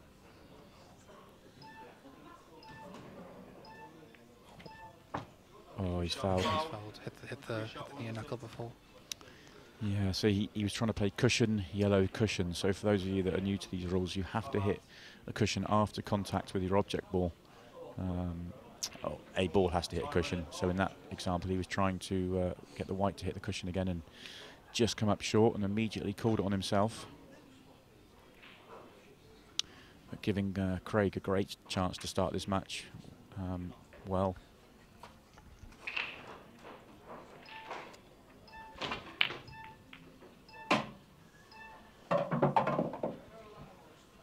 Craig's opened them up there. I'm not sure that went quite as intended, but they've spread pretty nicely. Yeah, I'm pretty certain he was playing on yellows, but he may decide. I mean, he's probably still going to go yellows, but the yellow at the bottom of the table's got to be got on. It's a bit awkward, yeah. Yeah. It's come out okay, but I don't think it's as he played it. And the issue if he decides to change his mind and go reds is that you've got the red at the top end of the table, doesn't go anywhere.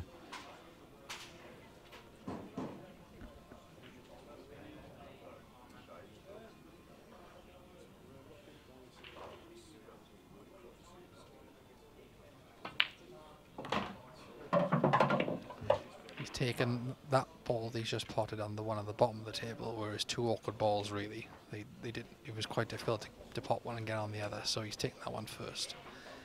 He's just looking to play this now and then play the half ball yellow into the middle. And I would have thought Maitland's a bit straight, but he should be okay just to float down onto the back rail.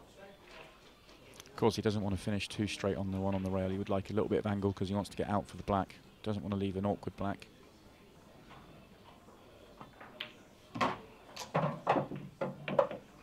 That's a perfect.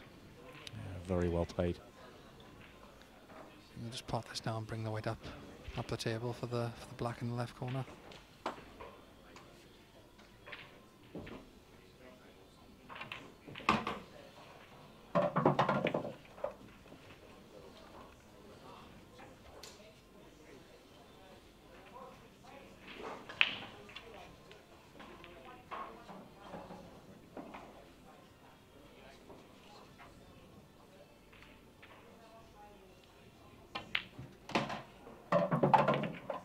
Good black. So perfect start for Craig, and not the start Liam wanted at all. no, because it just keeps him in the mindset he had in the first match, which was things just not quite going his way. Another good break where he almost gets kicked in off and leaves himself a pretty much no shot, and his safety shot goes wrong and it's cost him the frame.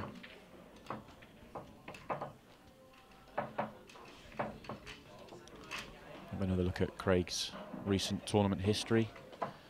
Certainly for for Craig, he'll be disappointed with that. Yeah, he hasn't done a great deal over the last 6 months or so. As you say, if a player of his caliber, you expect him to maybe win an event, maybe get to a final or semi. But yeah, I'm not sure he's been to a final. He certainly pretty sure he hasn't won an event since he won the World Championships in 2017. Oh, that's a huge break.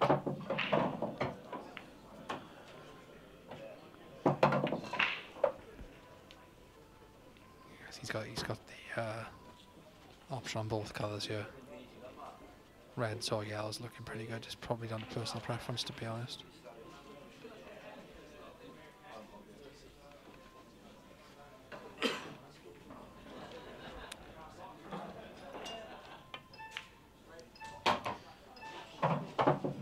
Just wondering how awkward the red, black, yellow is there. That'll be that red, but the black will be his last ball into the middle, and he'll take the black into the corner. So his route now is to take these three at the top of the table, and then come down for the red at the top of the table as we look, and then the red in the middle last, the black in the corner. That'll be his route, yeah. Yeah, the overhead looks shows that red. He's just overdone that a little bit, but it shows that red goes to the the black goes to the bottom right. He's just overdone. He wanted to have a slightly the other side of this red so he could get close to the red down the rail. All he's got to do is, as long as he leaves himself the angle on the last red coming away from the black, he really can't fail from here, to be honest.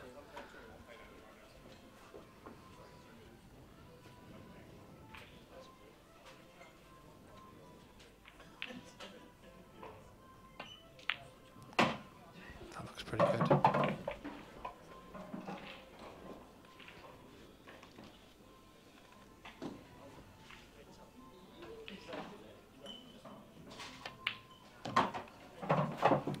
This is 2-0.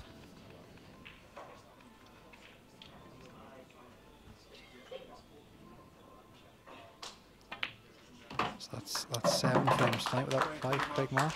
Yeah, he really is, and that's 7 frames. I think all with one visit, all with his first visit to the table. He really is in. He's absolutely flying now.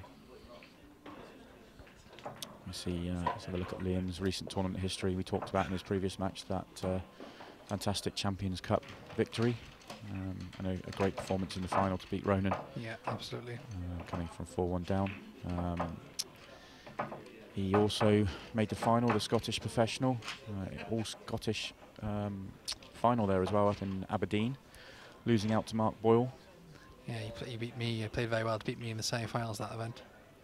Yeah, he hasn't won a tour event yet. He's won a World Series event, and then obviously the big IPA breakthrough. Obviously, he's won tournaments everywhere, but with the Champions Cup a month ago. But yeah, he's been knocking on the door for his first sort of tour event victory. You can see there with a final, semi-final, lots of last 16s, quarter-final. He's just there or thereabouts. He's so steady. Yeah, he's very consistent. You can tell that he plays a lot of tournaments. He plays all the time because he's, as you say, he's always there or thereabouts. You know, doesn't very rarely has a bad match. Yeah, and outside of the IPA, all the Scottish events and all the other events he plays in, he seems to be winning a lot of trophies at the moment. Really is the man in form in the world of blackball pool.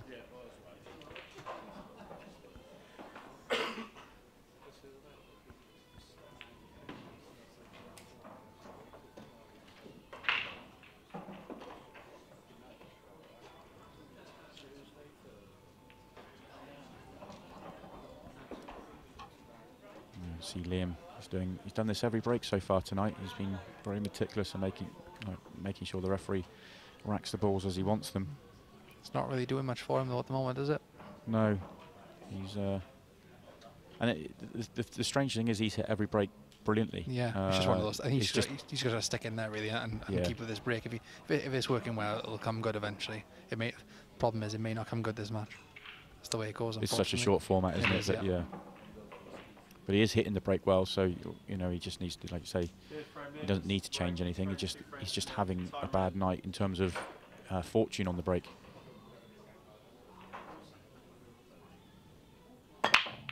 There's another one. Look at that split. Yeah, done very well.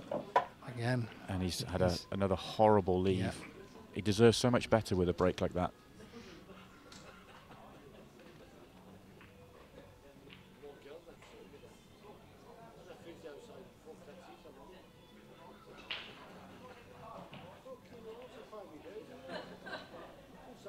So he made 3 balls in his first break in this match and 2 in the second, and he hasn't had a pot to go at.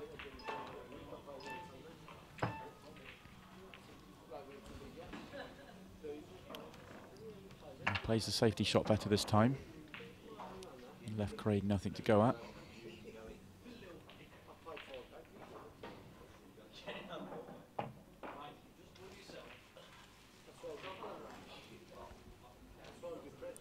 That was well played from Craig.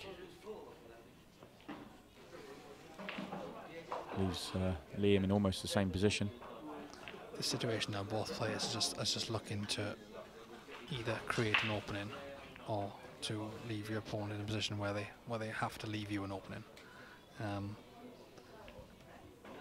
Some situations this could go on a while, but there's not, apart from this cluster where the white ball is now, there isn't really any other clusters there. So I expect in 2 or 3 shots time, I think someone will play an attacking shot. I think Craig's eyeing up the plant on the 2 yellows into the middle. I think it's close. Yeah, using his extension. Giving himself an extra 30 seconds to work this out. It's possible it may deflect off the red or the yellow by the middle pocket. He wants to play it.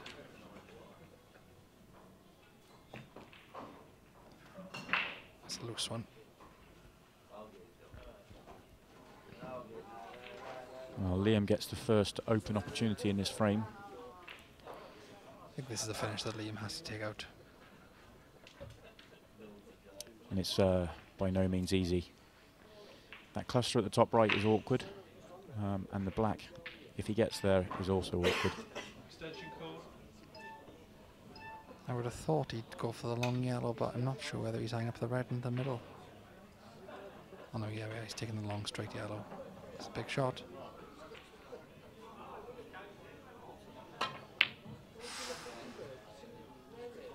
Oh, has he flipped it? No, he hasn't. That was one of those shots that if you're in full flow, you don't expect Liam to miss this. Yeah. It's a very, very tough pot. But if he makes it, then you expect him to. I wouldn't say, well, I expect him to clear up because I've watched him play, and he's just been clearing up from those situations all the time. But you really expect him to get to the black and give himself a great chance to win that frame. Now that he's missed it, that chance goes to Craig.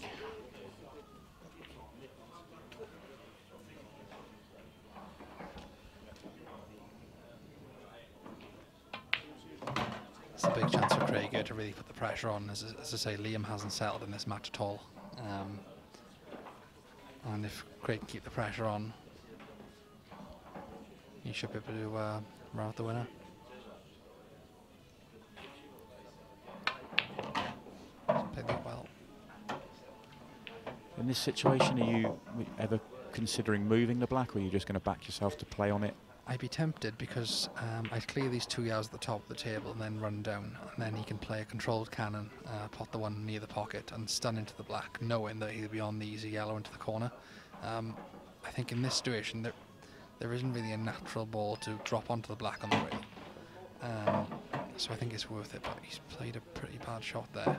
Yeah, so to play the choice that you suggested, he'd almost want to get the white down to the bottom rail.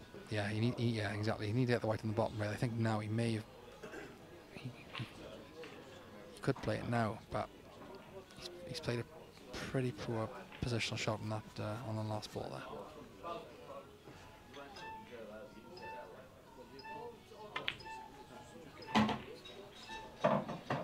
He can, as you say, he can still play the shot that you suggested, but Could do it.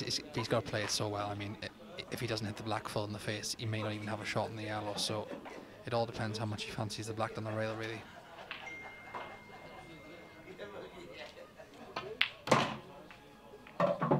Played that well. he still has the choice to play the cannon, doesn't I he? think he can kick it now, but he's got to play again. He's got to play a very good shot here.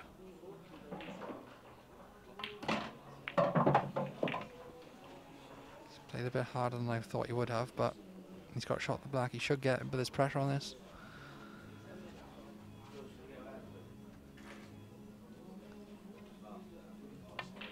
No. He's overcut it. Yeah, he decelerated on that. That was a bad shot. You always felt this frame was going to come down to that black on the rail, and it's proved... Yeah, the shot that undid it, that did him really was the poor positional shot. I think it was 3 yellows from the end, which limited his options then on how he was going to get on the black. Sort of goes without saying now that it really is huge for Liam in this match.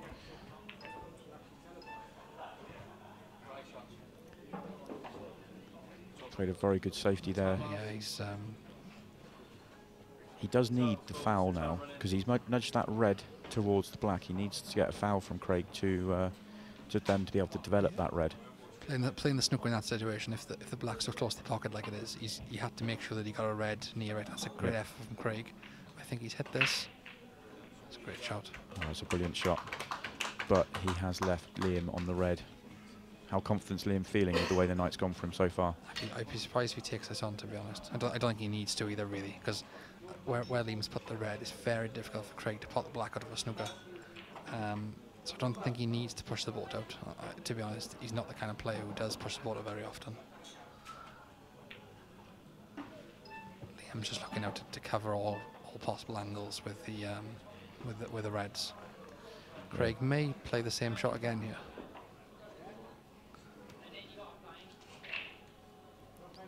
Yeah, he was very careful there, wasn't he, to limit Craig's options using the bottom cushion. Yeah. Craig's just hanging in there now, making sure he doesn't give 2 shots away. He's bumped the black out slightly, so it's now a bit more difficult for Liam to play a good snooker. He's got a good area to hide the white in, but anywhere in that sort of top end of the table.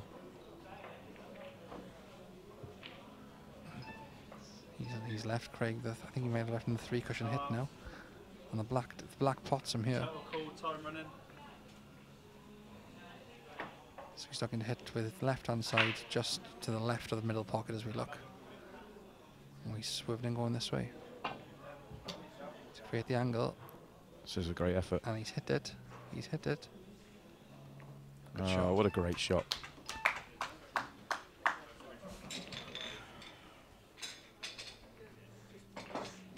Really had to raise the butt of the cue to create the angle there. Very, very well played from Craig. And the longer this goes on, the harder it becomes for Liam. The only saving grace for Liam is the way he's hit the black. He's pushed it back into a pretty safe position again. So I think Liam would be pretty comfortable playing a snooker here now. knowing that Craig isn't gonna pot the black out of this snooker. He's going to be frustrated that he's nudged that red down the rail, though. Doesn't want to be making his balls harder. No. Time out. Turtle called. Time running.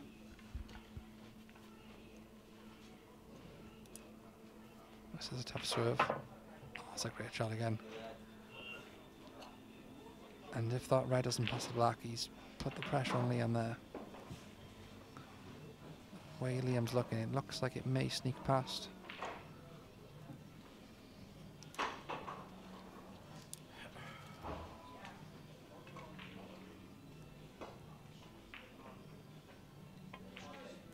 It does.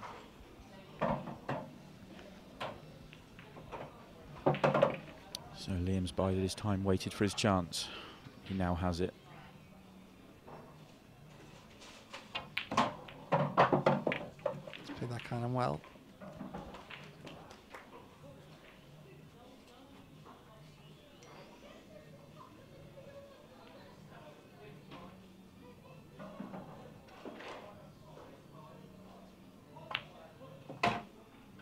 Could turn out to be a very big frame.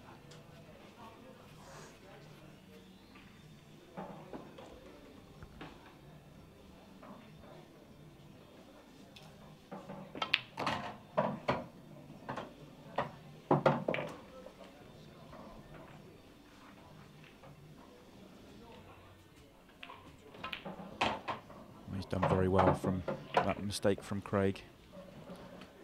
Always feels more important to win a frame like this. It would have been important to win when you're 2-0 down anyway, but to punish that missed black from Craig, all the more important.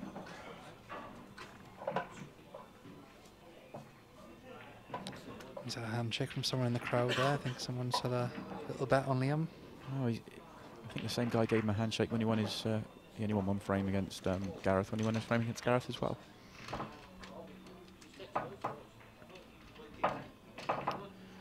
So he's now up and running.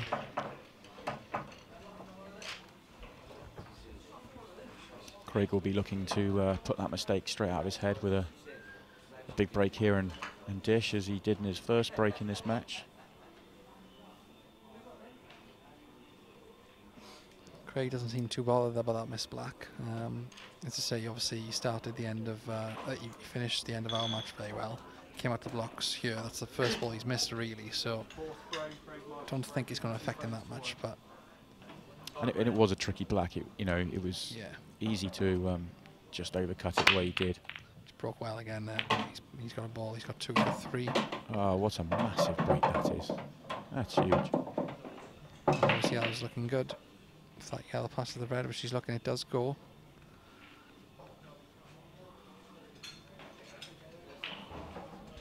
Yeah, he's got another nice little setup here.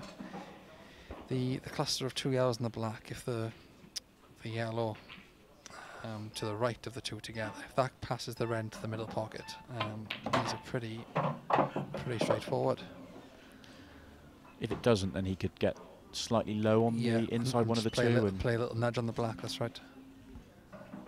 So I suppose any angle on the yellow after this shot is he's a way to go. Yeah, he's slightly low, so it looks like he's just going to play a little nudge on the black, and he just needs to concentrate 100% on making sure he kisses this black and gets the white out there. Okay, that's perfect. And that's 3-1.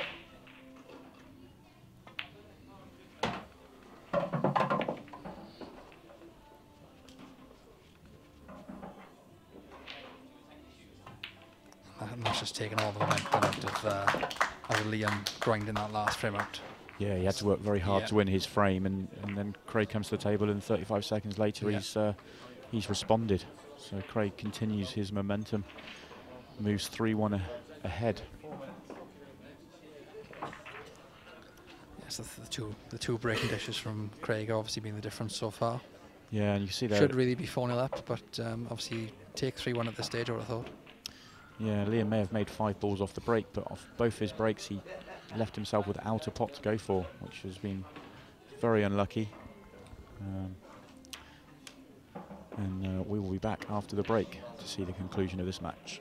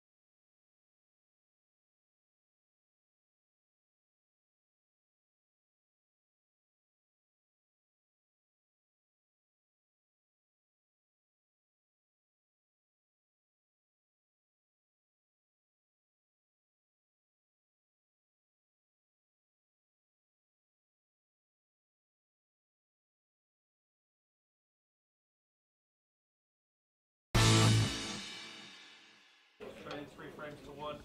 Time running. Welcome back. We join Liam as he's about to break, under a bit of pressure in this match. He has broke really, really well in this match, or all night to be honest, but he's just been very, very unlucky with what he's left. And that's comfortably his worst break of the night. And he's made a ball and he's got a chance. It's a strange game sometimes. How ironic, yeah, as I say, that's his worst break. The last ball really moving was the one that went in, and to be honest, he's got a pretty good split. Every other break tonight, he's got really big explosion of the pack, balls flying everywhere. He's made two or three balls nearly every break. He's either been kicked in off or left himself without a pot on. And that one, hardly any balls moved, and makes a ball, and he's actually got a pretty decent chance. It's not a great chance, but it's not the kind of finish you want to have a go at a 3-1 down, but they're certainly gettable. If you need to play one good cannon, I think, to free the blackout, and then he's got every chance.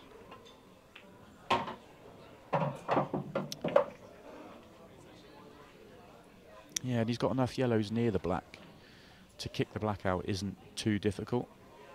No, I should be able to play in a controlled manner. Let's see what how he goes about the finish here.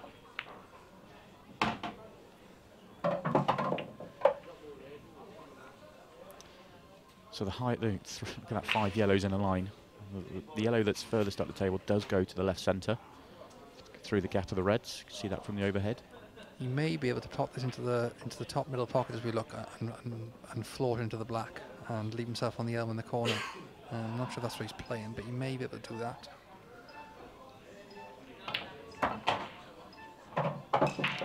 He's played that a bit. The yellows are they're all kind of blocking each other to an extent. I'm slightly surprised he tried to play into the yellow, because if he catches that yellow full, he's on nothing. As it turns out, I think he should be okay here, because he can play the yellow just to the left of the red and black as we look. He can play that next and play a pretty controlled cannon into the black, into the red and black, and he'll be on the other yellow into the corner. So it may not be as intended, but he's really going to struggle not to be on a pretty straightforward finish after this cannon.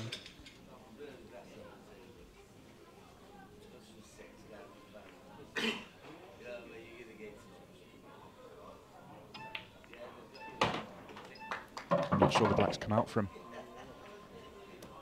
I'd have been tempted to play that quite a lot harder, to be honest, just to get the black out to there, because the yellow was always going to be on. He's run out of balls here to be able to get nicely on the next one. I think he was thinking that if he just cannons the yellow, the black still goes to the corner. The fact that he's cannon the red as well has just nudged the red onto the black.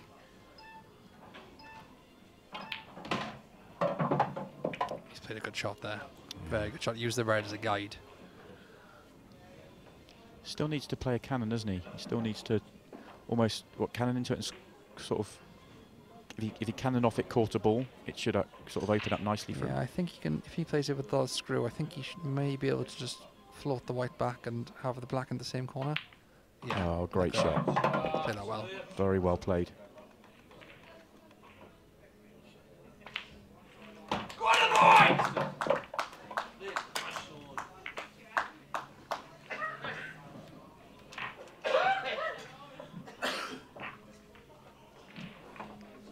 He needed to take that finish out, and he took those out well.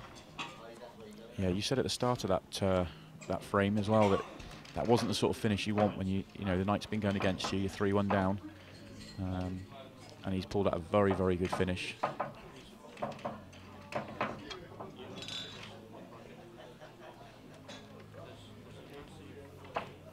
He just needs to sit there and wait for a chance off Craig's break. But so far in this match, Craig's had 2 breaks, and he's had 2 breaking dishes. Yeah, it puts a lot of pressure on your break then when your phone's breaking so well. Sometimes I think when Liam's not breaking well or not playing that well, he does struggle to impose himself on matches. He hasn't got as much firepower as some of the players, but he obviously makes up for that with how consistent he is. But Craig's given him a big lifeline there, and Time running. Yeah, he screws the white straight in off here. Yeah, there should be 3-all. Yeah, he's got the massive explosion. Look at the difference in the explosion between Liam's last break and Craig's there. Massive break, but couldn't control the white. And as you said, this is a sort of finish you just Craig's sitting in his chair thinking it's 3-3. Exactly.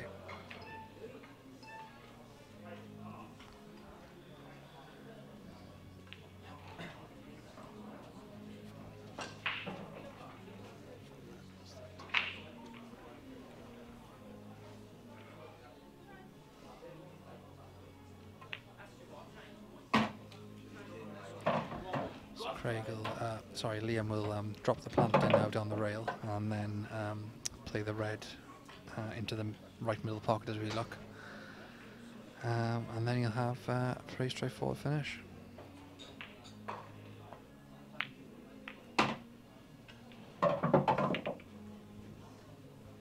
You have liked that red to stay on the pocket, but as long as he can, yes, he should be fine. He can just roll this red into the middle. Roll around the top corner as we look, and then straight red and black on the pocket.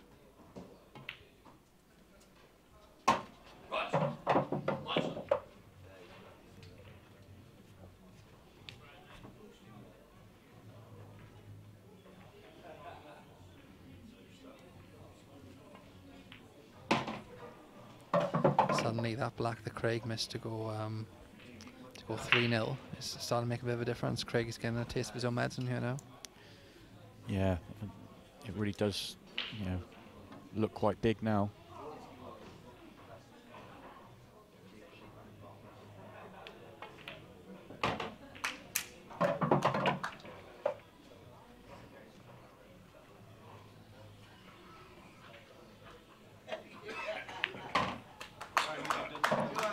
It's 3-all.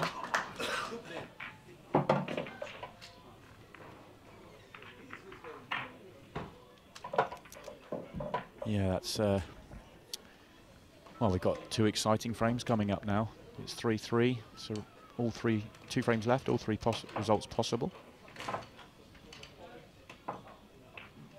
Momentum's definitely with Liam.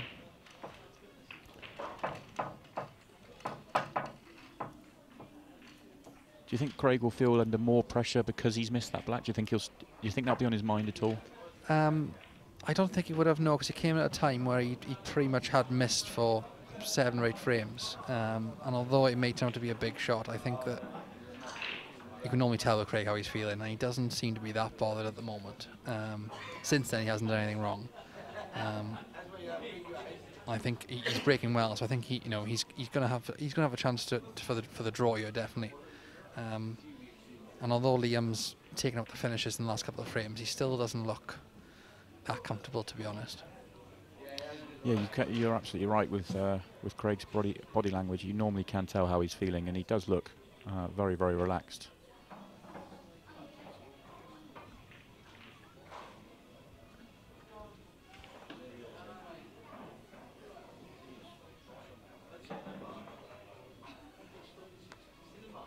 As he's done all night, Liam is going to just check the pack. Yeah. Yeah, because Liam doesn't hit the balls as hard as many. He sort of really does rely on timing the break and cueing the break as well as he can. Say that the harder you hit the balls off the break, the more leeway you've got for maybe hitting them slightly badly and getting away with it. But say the style of Liam's break, he almost needs everything to be perfect for the right result, Yeah, we've seen with his breaks tonight, though, he's been consistently making balls. It's just what he leaves off it. He has been breaking well. Time running.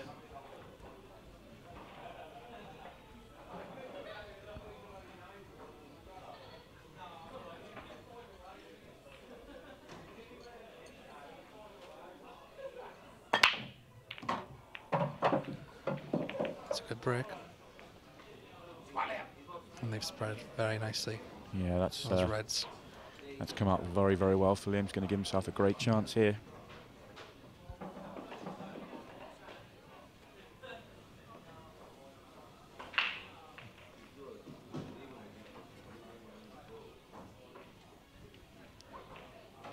So if you're taking this red now that's on the pocket and just leaving the white in the balk area, taking these two, the whites nearest, and then just coming down then for the two in each middle pocket and the red by the black for last.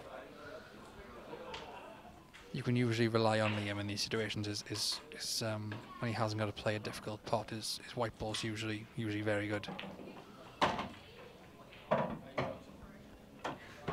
It does look a very, very natural pattern, as you just explained. Just needs to, he's not going to be moving the white very far.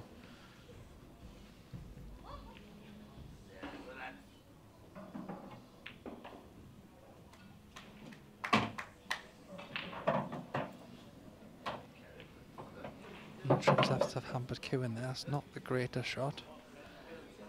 Yeah, he's going to be in danger of leaving too much angle, isn't he? I think he's okay. I think if he just rolls this in and leaves the white where his Q-tip was, then I think he can just then drop the other one into the middle. Pretty sure the black will be going into the pocket where he's popping this red now. Yeah, he's played that well. He's fine there. Yeah, just potted it into the left half of the pocket as he looked, which meant the white could drift down the table just enough to make sure this isn't too much angle.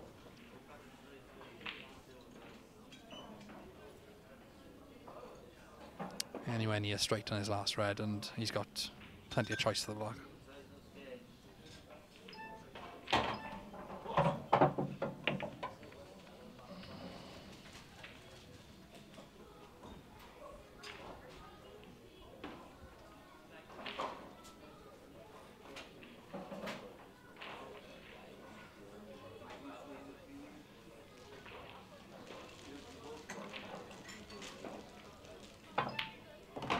Play that well. So the simple black to give himself a guaranteed point. From 3-1 down, he's now 4-3 up. Yeah,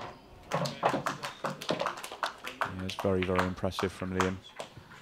I think regardless of what happens in this last frame, whether he goes on to win the match or whether he ends up with a draw, I think what this highlights is just how incredible his temperament is.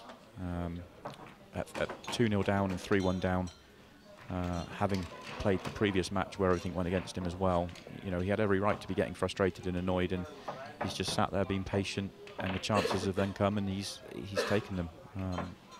Very, very impressive performance from Liam. Yeah, I think at this point, obviously he's guaranteed a draw. I think he'd be reasonably happy with how he's done, considering how badly the first match went and how badly the first half of this match has gone. But I'd say I think he'll be ecstatic if he manages to get the win here. Oh yeah, he'll drive home very, very happy. There's Craig's break is in his hands. Oh, he's hit them well. Has he got a ball? Yes. He has.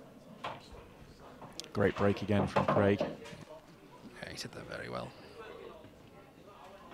When you hit them at that kind of pace, obviously you're just giving yourself so much more chance of actually making a ball on the break. And so you get so many more free frames from breaking, sort of hitting the white that hard. He's got a pretty good chance here on Yarrows. The only issue is the little cluster in the middle of the table, but it's one of those finishes where if he can play a decent cannon. This shot coming up now, if you can play a decent cannon here, he's played a bad white ball there. If you can play a decent cannon here, then he's a big favourite for the frame. Yeah, but leaving the white on the side rail just makes this pot missable. If that was an inch off the rail, I think he'd be perfect. He's got to play this well.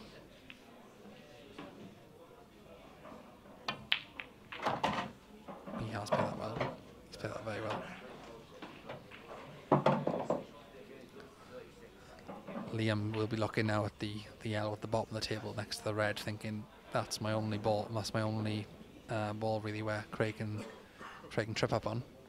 Yeah, it's easy if he gets good position on it, but getting good position on it isn't guaranteed. Yeah, Craig will be thinking the same thing. Really, probably thinking, that's the only ball I can trip up on. So you want to make sure he lands well. Straight would be ideal now on the yellow to the top right hand pocket as we look. A slight angle, sending the white up the tail would be fine. He doesn't want to be short. Yeah. When he front rolls a 3, does not want to be short. Oh, he's had a little kick, but I think He's just about there, I think. It's tight, isn't it? He's going to be going close to that Yeah. yellow. I think he's just okay. He's getting down it pretty quickly, so yeah, he's fine.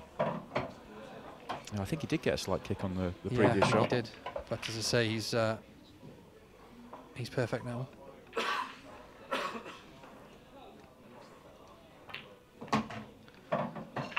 And this is the first draw of the night.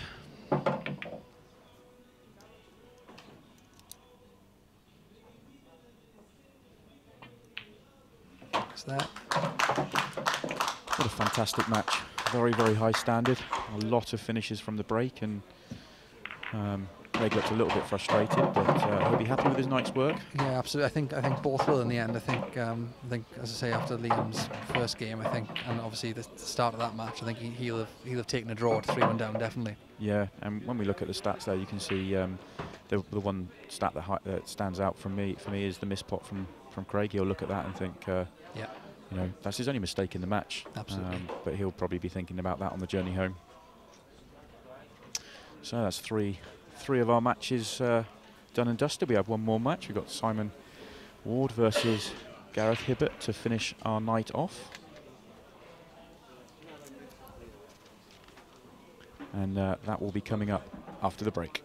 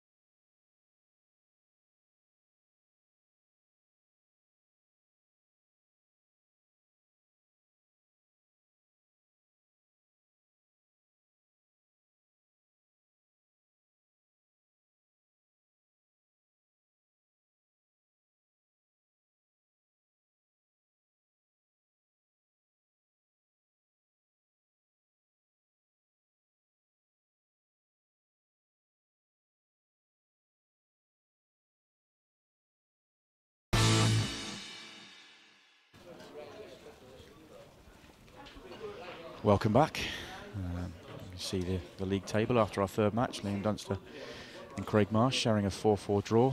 Leaves Craig on 4 points and sitting comfortable third in the league, and Liam gets his first point on the board.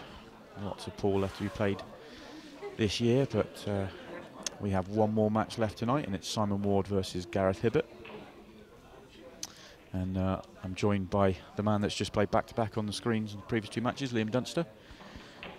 And you must be pleased to get on the board with a point, but disappointed overall, or how do you feel? Yeah, pleased to get on the board considering I was down a lot in that match, in that last match there, and then to get a draw out of it I suppose was good. But for being 4-3 up, you think, well, I could get a win at this, but it was I think it was a great condition then for Craig that secured the draw.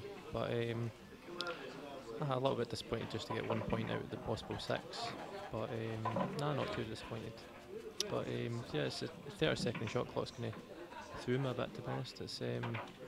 It's a lot quicker than I thought it was. Yeah, but you seem to get more comfortable with it as the night went on. Maybe it was just the way the chances fell for you, but I guess is that just figuring out quite how much time you've got in terms of being able to, whether you can walk around the table, how long you've got, that sort of thing. Just getting a feel for it. Yeah. I think the thing for me watching it is that it just showed your good temperament. That were able to, things were going against you. Certainly did in the first match and the beginning of the second match, but you hung in there and played some very good pool in the back end of that last match. Yeah, I found the break shot really annoying. I felt like I was hitting it really good, and then the first match the white kept on going off, but the second match the white was nowhere near any bag, and then it got kicked over the corner and left myself no shot. Yeah, your first 2 breaks in the last match you were brilliant breaks. I think you made 5 balls total over those 2 breaks and left yourself without a pot on. And that white's just about went in there for Simon.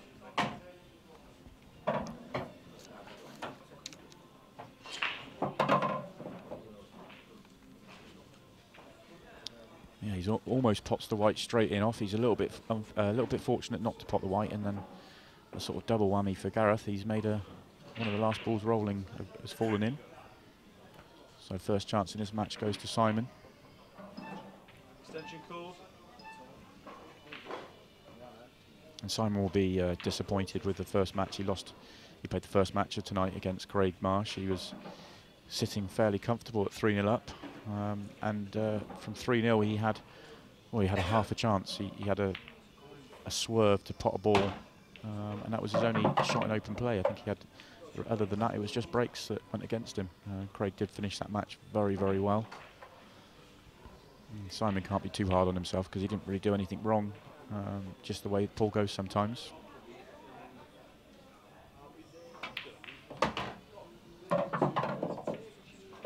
Looks a little bit straight. Has he got enough angle to be able to punch out for this?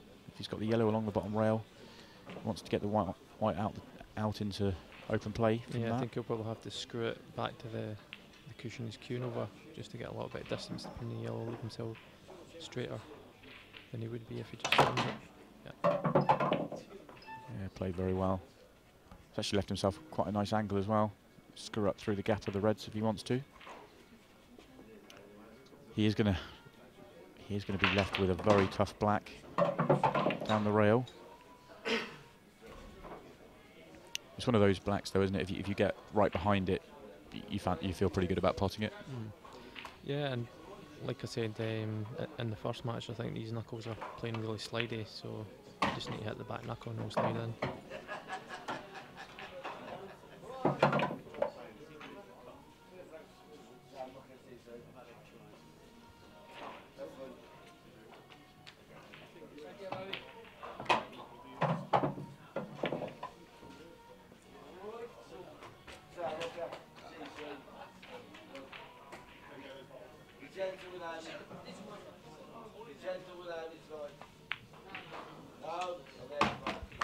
Great start from Simon.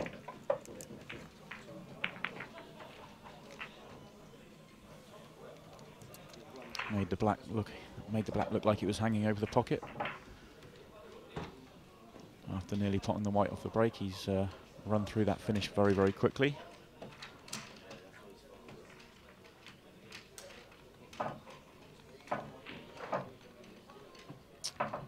We have another look at Simon's recent form. He'll be it's that World Championship final loss against Ben Davis in a deciding frame. It was an absolutely epic match. Did you get to see any of that match? No, I haven't actually watched any of the match, no. It was just absolutely incredible. So looking at that, so he won the first set 4-0, is that right? Yeah, he won the first set 4-0 and the third set 4-0. So yeah, it was just an absolute cracker. Went all the way down to the deciding frame. He probably won more frames there and then lost the match. Yeah, it looks like it. Yeah, I never considered that, but yeah, that must have done. And it was a great finish from Ben to win that match. Oh, monster break from Gareth. He's really caught that well.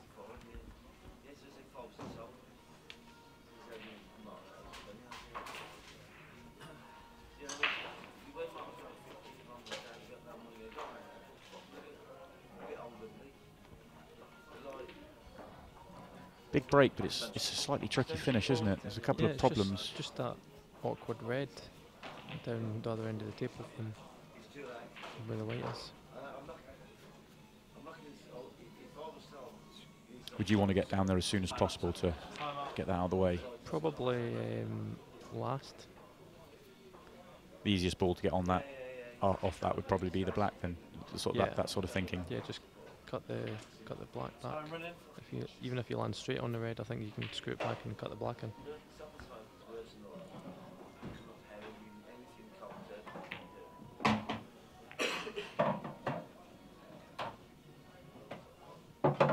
That was a well played shot. Gives him some options.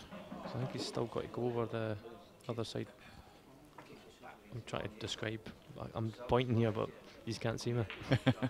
He's got to go over near the black, sort of, so he can solve the problem. No, it's not really a problem, but the two reds together, he's sort of got to have the white in a good position.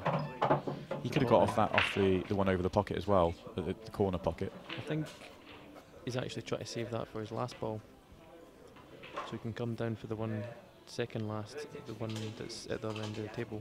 Yeah. And then he can just sort of put a hanger onto the. Just in case he does finish straight on that red, he has the one over the pocket to play on.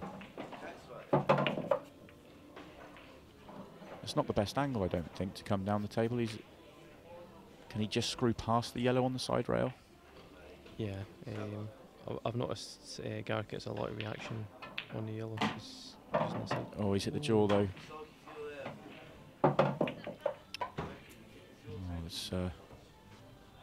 Just had to avoid that jaw to get down the table. I said I didn't think it was the best angle. It was probably okay. He just didn't quite get into it as much as he wanted to. If he has slightly less angle on that previous shot, then it makes the shot slightly easier. But now he's got to come up with a great shot. He's already using his extension as well.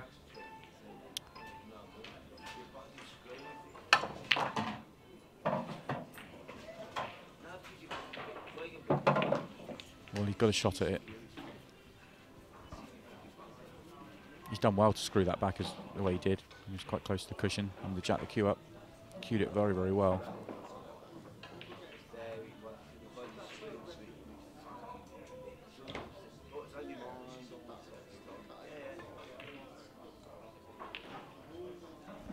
Let's just overcut that a little bit. It's certainly not an easy finish here.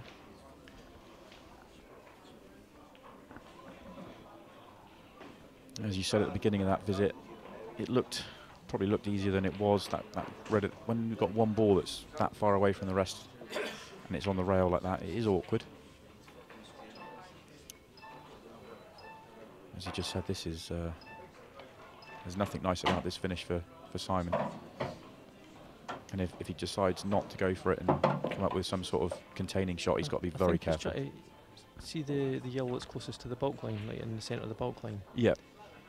I think he's trying to plot that now and come off the top cushion and kick out the three. But you've got to be careful not to nudge the black. I think that's what he's looking at. Yeah, I don't think he likes the angle he's left himself though. wonder if he wanted a little bit more down the table to make it easier. He's going to go for the containing shot. You want to try and stop him from the up and down, but I think he's left it. Time out. Yeah, it was going to be difficult to stop the up and down. Time running. Maybe he's taking the view that if he does, if Gareth does make this, then he's not guaranteed to get on the black. But as you said at the beginning of the frame, he doesn't have to get that high up the table for the black to be able to cut in.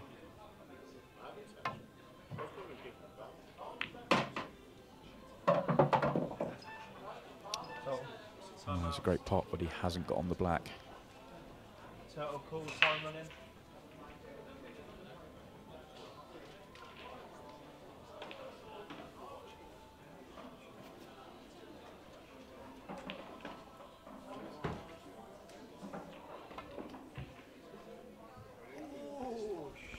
Foul, 1 free shot, 1 I still fancy Gareth to make that off one cushion. But, he has missed, and not just not making the pot off one cushion, but the foul as well gives Simon the opportunity to develop a couple of these bad balls.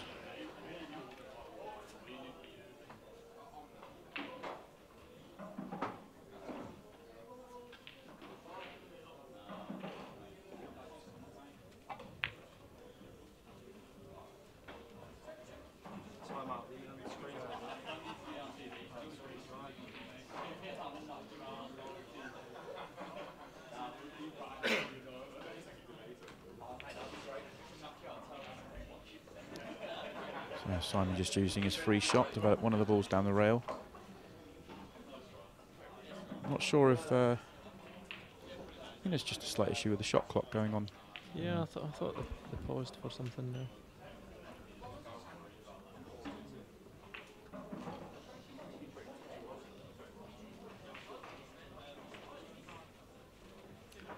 So I think there's a bit of free time for Simon here. He's getting a few extra seconds while the shot clock gets fixed.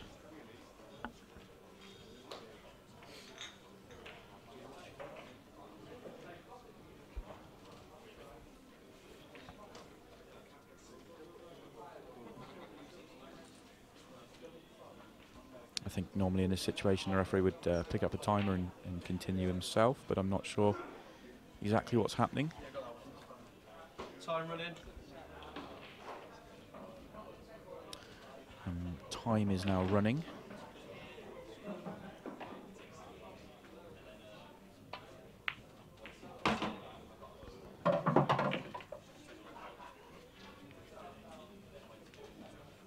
Not sure what you feel, but I know he's been rewarded with his previous shot choice, Simon, when he played that snooker and gave Gareth the opportunity of the up and down. I think that was probably still, even if Gareth clears up off it, probably the presented shot for Simon, because he was so odds against clearing up himself. Yeah, I just thought he'd made an attempt to block the up and down.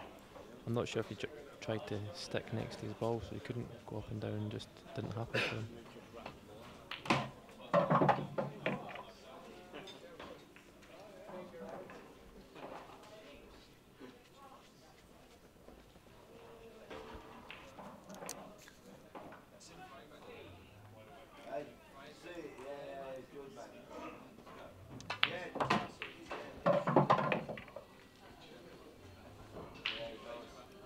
Simon's probably just either under or over hit that. Yeah, I thought he'd just stunned it and left it for the corner, so he could just run through to take his last ball and cut the same bag.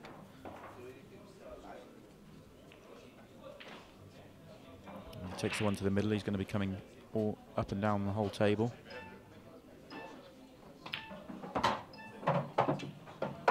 He's controlled that very nicely.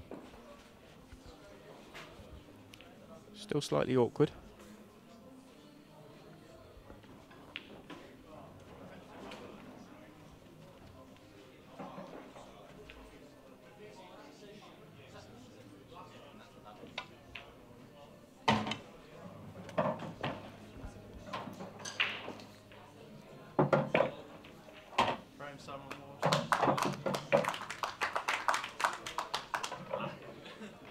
So Simon, good last pot there to get on the black. It was slightly trickier than it looked on our screens, but made it very comfortably and goes 2-0 ahead, and be frustration for Gareth because he knows he had a good chance to win that frame off his break.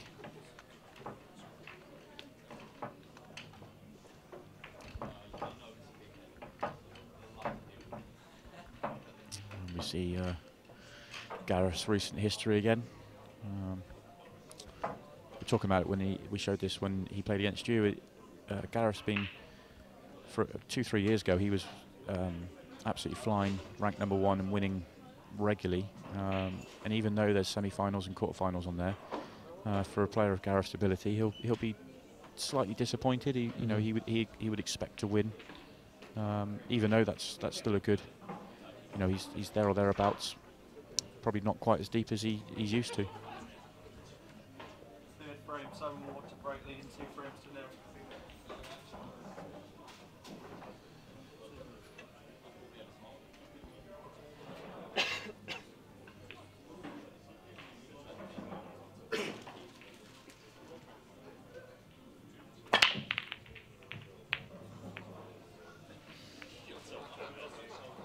He's hit them pretty well.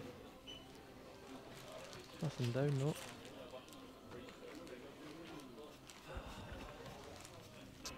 Breaks from a similar spot to you, but probably gets a bit more power through the pack, but less control with the white. Yeah, I was just about to say that, yeah. Is that something you really work on, just trying to control that white sort of back up the centre of the table? Not something I work on, but something that I do keep in mind when breaking, yeah. Try and control the white. But sometimes there's no control in it, like you've seen. Yeah, I've controlled it and hit the top cushion or side cushion, and then it's just kicked in off. Or kicked over a back and left myself no shot. But most of the time it works, but this time it didn't. Yeah, I think that's just the nature of the break, isn't it? That there's as good as you can hit it, and as well as much effort as you can put into it, there is a luck element to the break. And sometimes it you can break really well and it just goes against you.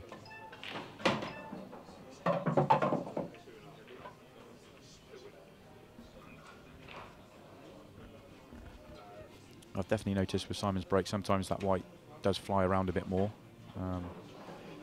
Yeah, he because does. I'm thinking the first break is a white hit as we look at the table now, the left middle bag. It hit the knuckles on that, and then there it hit the right side cushion. Yeah, I think he's just launching back for just maximum power. Leaves nothing behind.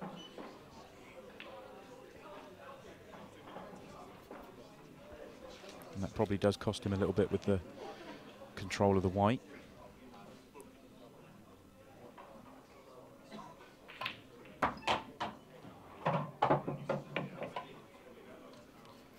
He's going to have to play a couple of good positional shots at the back end of this finish. Yeah, I think he's under hit that a few inches. Just try to get slightly closer to the black spot. So he could drop the red in the middle, drop the other red in the middle, and then leave himself the long one to the long black. He's going to go for the double first, or is he going to know he's going to drop this in off the yellow? Played that well.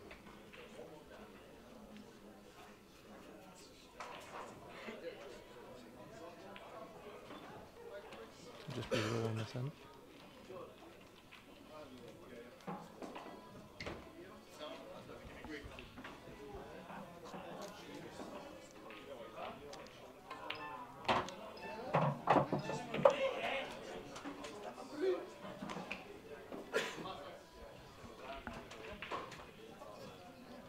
It's tough already, he's left himself, but he's such a good potter, you fully expect him to get it.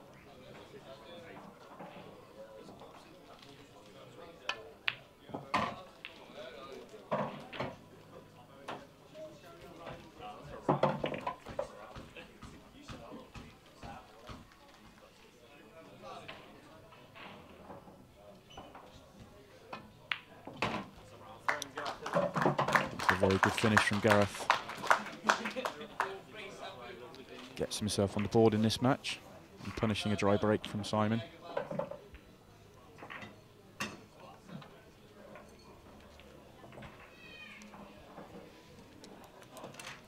I think I said this to Craig when we commentated on Gareth's first match against you, that he's as good a potter as I've seen in the world of pool, and he'll happily leave himself pots like that on the red and the black.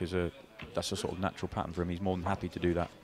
Whereas if I'm playing, I want to get as close to that as possible and make it as easy as possible. He's just such a clean potter. Do you know if he's came from a snooker background? Or Yeah, he's a snooker. He still plays. I think he still plays a lot of snooker now. Yeah, he plays a very, very high standard of snooker. I think 2 or 3 years ago he was considering having a go, maybe entering Q School.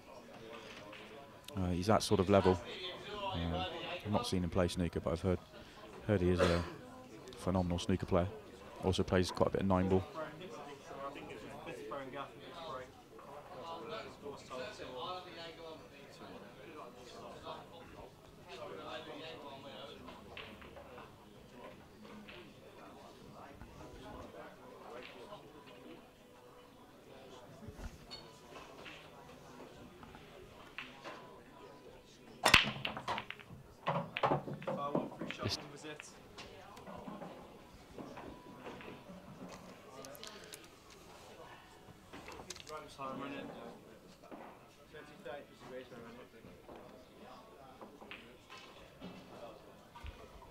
So just as Gareth gets himself in the match with that reverse dish, absolute disaster for him potting that white off the break. And giving Simon the opportunity to go 3-1 ahead. Yeah, I think he'll be opting for yellows here. Just develop his yellow off the cushion and then take the other one on the cushion his next shot.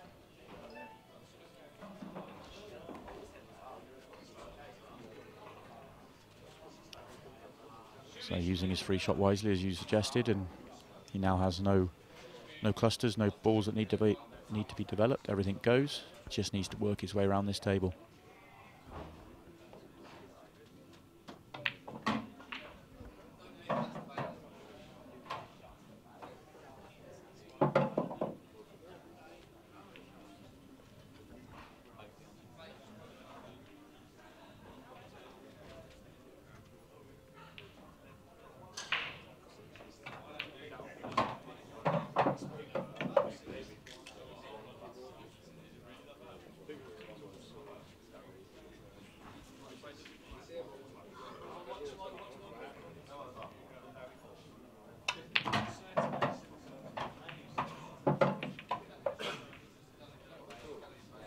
The way he's going about this finish, it looks like he was going to be leaving the one over the centre till last. I was just thinking he wouldn't want to leave the one near the bottom left corner till his last ball. Yeah, I was just thinking that. I thought he might have. To be honest, there's that many different ways he can still go, to be honest with you. I think whichever way he goes, he's going to be a strong favourite to get it. But I'm just trying to work my way, think my way through it and think, if he does leave that one on the bottom left till last, then it could go wrong. Get a bad cannon, don't quite get out for the black. And he is going to leave it till last by the looks of things.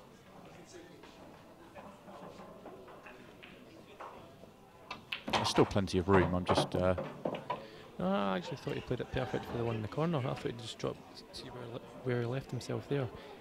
I thought he took this ball was taken now, and then the one over the bag, and then came up with the one over the middle. Now he's got to play it quite precise.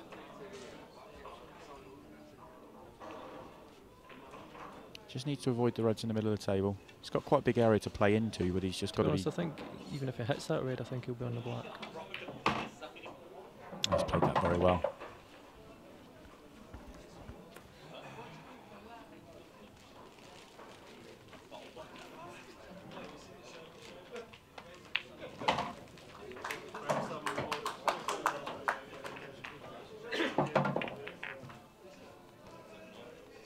So that error from Gareth on the break has been fully punished by Simon with a reverse dish. And he moves 3-1 ahead. And really the difference in this match was that first break from Gareth, where he didn't quite managed to get on the ball on the bottom of the table, missed the pot, the really tough pot along the rail, and it's cost him the frame. And it's 3-1 to Simon, and we will see this match to a conclusion after the break.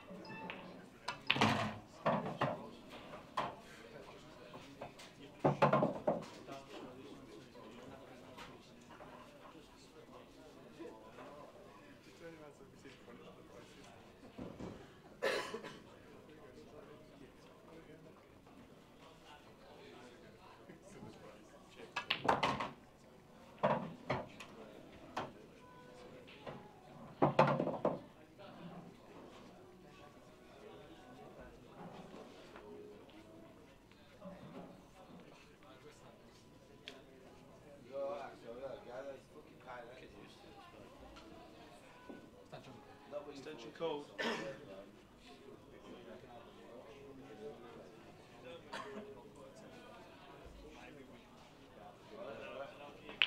I'll be well up, down, back down.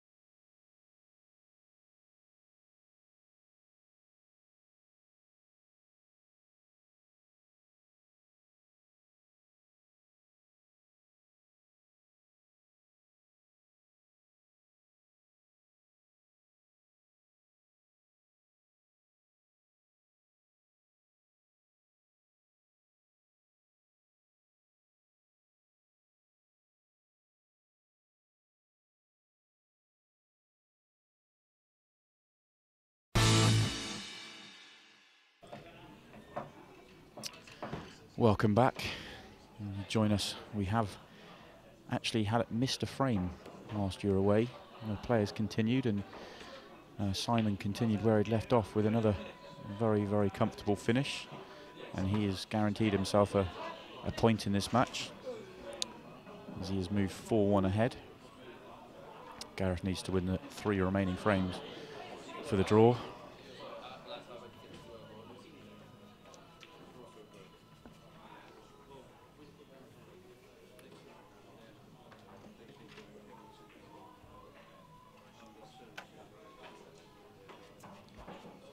By guaranteeing that point, it means all 4 players that have played tonight have earned themselves at least a point.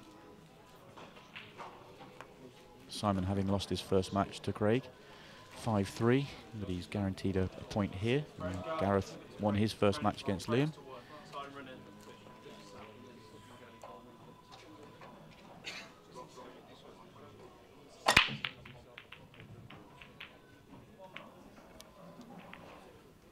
My mic wasn't even on there. No. Need to start that story again. No. Another break goes against Gareth.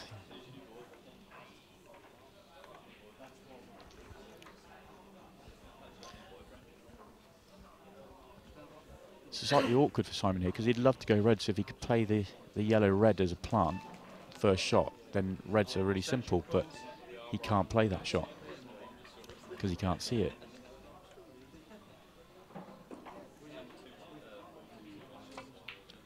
Yeah, I think to solve that problem he's going to have to...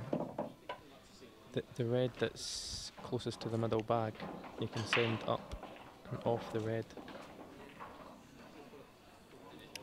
To pot in the corner, and then that'll develop that red. Would you playing it quite firm to get that red out, or just gentle to hopefully, because it's a danger that you could nudge that red towards the yellows and not nudge it on? Either one, to be honest, but you've got to make sure that you go cushion first, because you'll widen the angle, so you'll more likely to pot the red you're hitting. Yeah.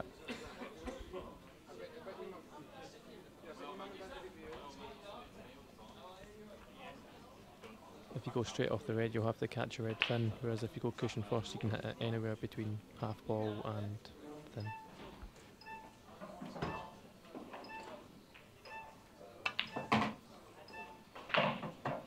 Is he going to do the same thing, but with this ball? The one he's nearest to now?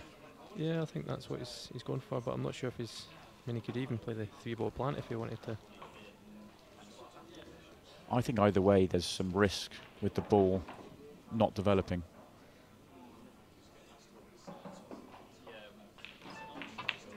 Here's the 3-ball plant. And that's come out perfectly for him. Great shot.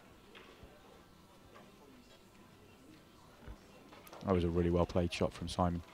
There was a danger of that yellow not getting out of the way, but he picked a pace that was that's worked out very, very well for him. Still got a little bit of work to do here. I'm not sure if he's on that red to the middle, but I think he's going to take the one to that corner, then the one over the middle and come down.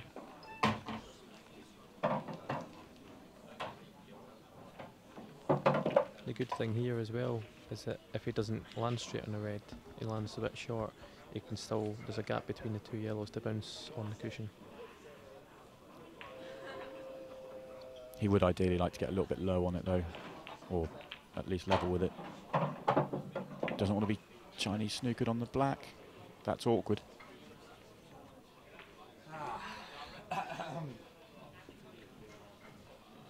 Worst case scenario, he can drop it in and play the double on the black, but that's not what he wants. I think it's to the side just enough where he's not going fully over the black there. Yeah, he's played that well.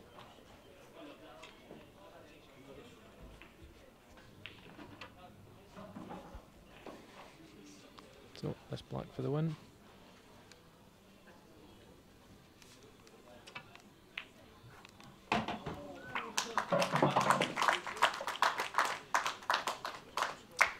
Well played, Simon Ward. It's a 5-1 win. And he gets himself on the board. Yeah, Simon's played well in both these matches there. He was unlucky against Craig that he didn't get much of a chance after going 3-0 up, I think. And then he's played well in that match there. Yeah, he's taken nearly every chance that's come his way. Just a couple of missed pots from Gareth, probably the difference in the match. And yeah, Simon, he didn't miss anything, took all his chances. Just adjusting the stats here. I think we're getting them a bit wrong. And yeah, you know, he played very, very well. And it's amazing how 1 or 2 shots in a match, especially in a short format like this, can make such a big difference. And now we have a look at the league table after week 2. 8 of the 10 players have now played 2 matches. Mark Farnsworth still sits on top as the only player to have won both his matches. And everybody else has won a point apart from Ronan, who has unfortunately lost both his matches. So it goes on points first, and then is it frame difference? I think so. And then head to head, I'm assuming. I'd have to check.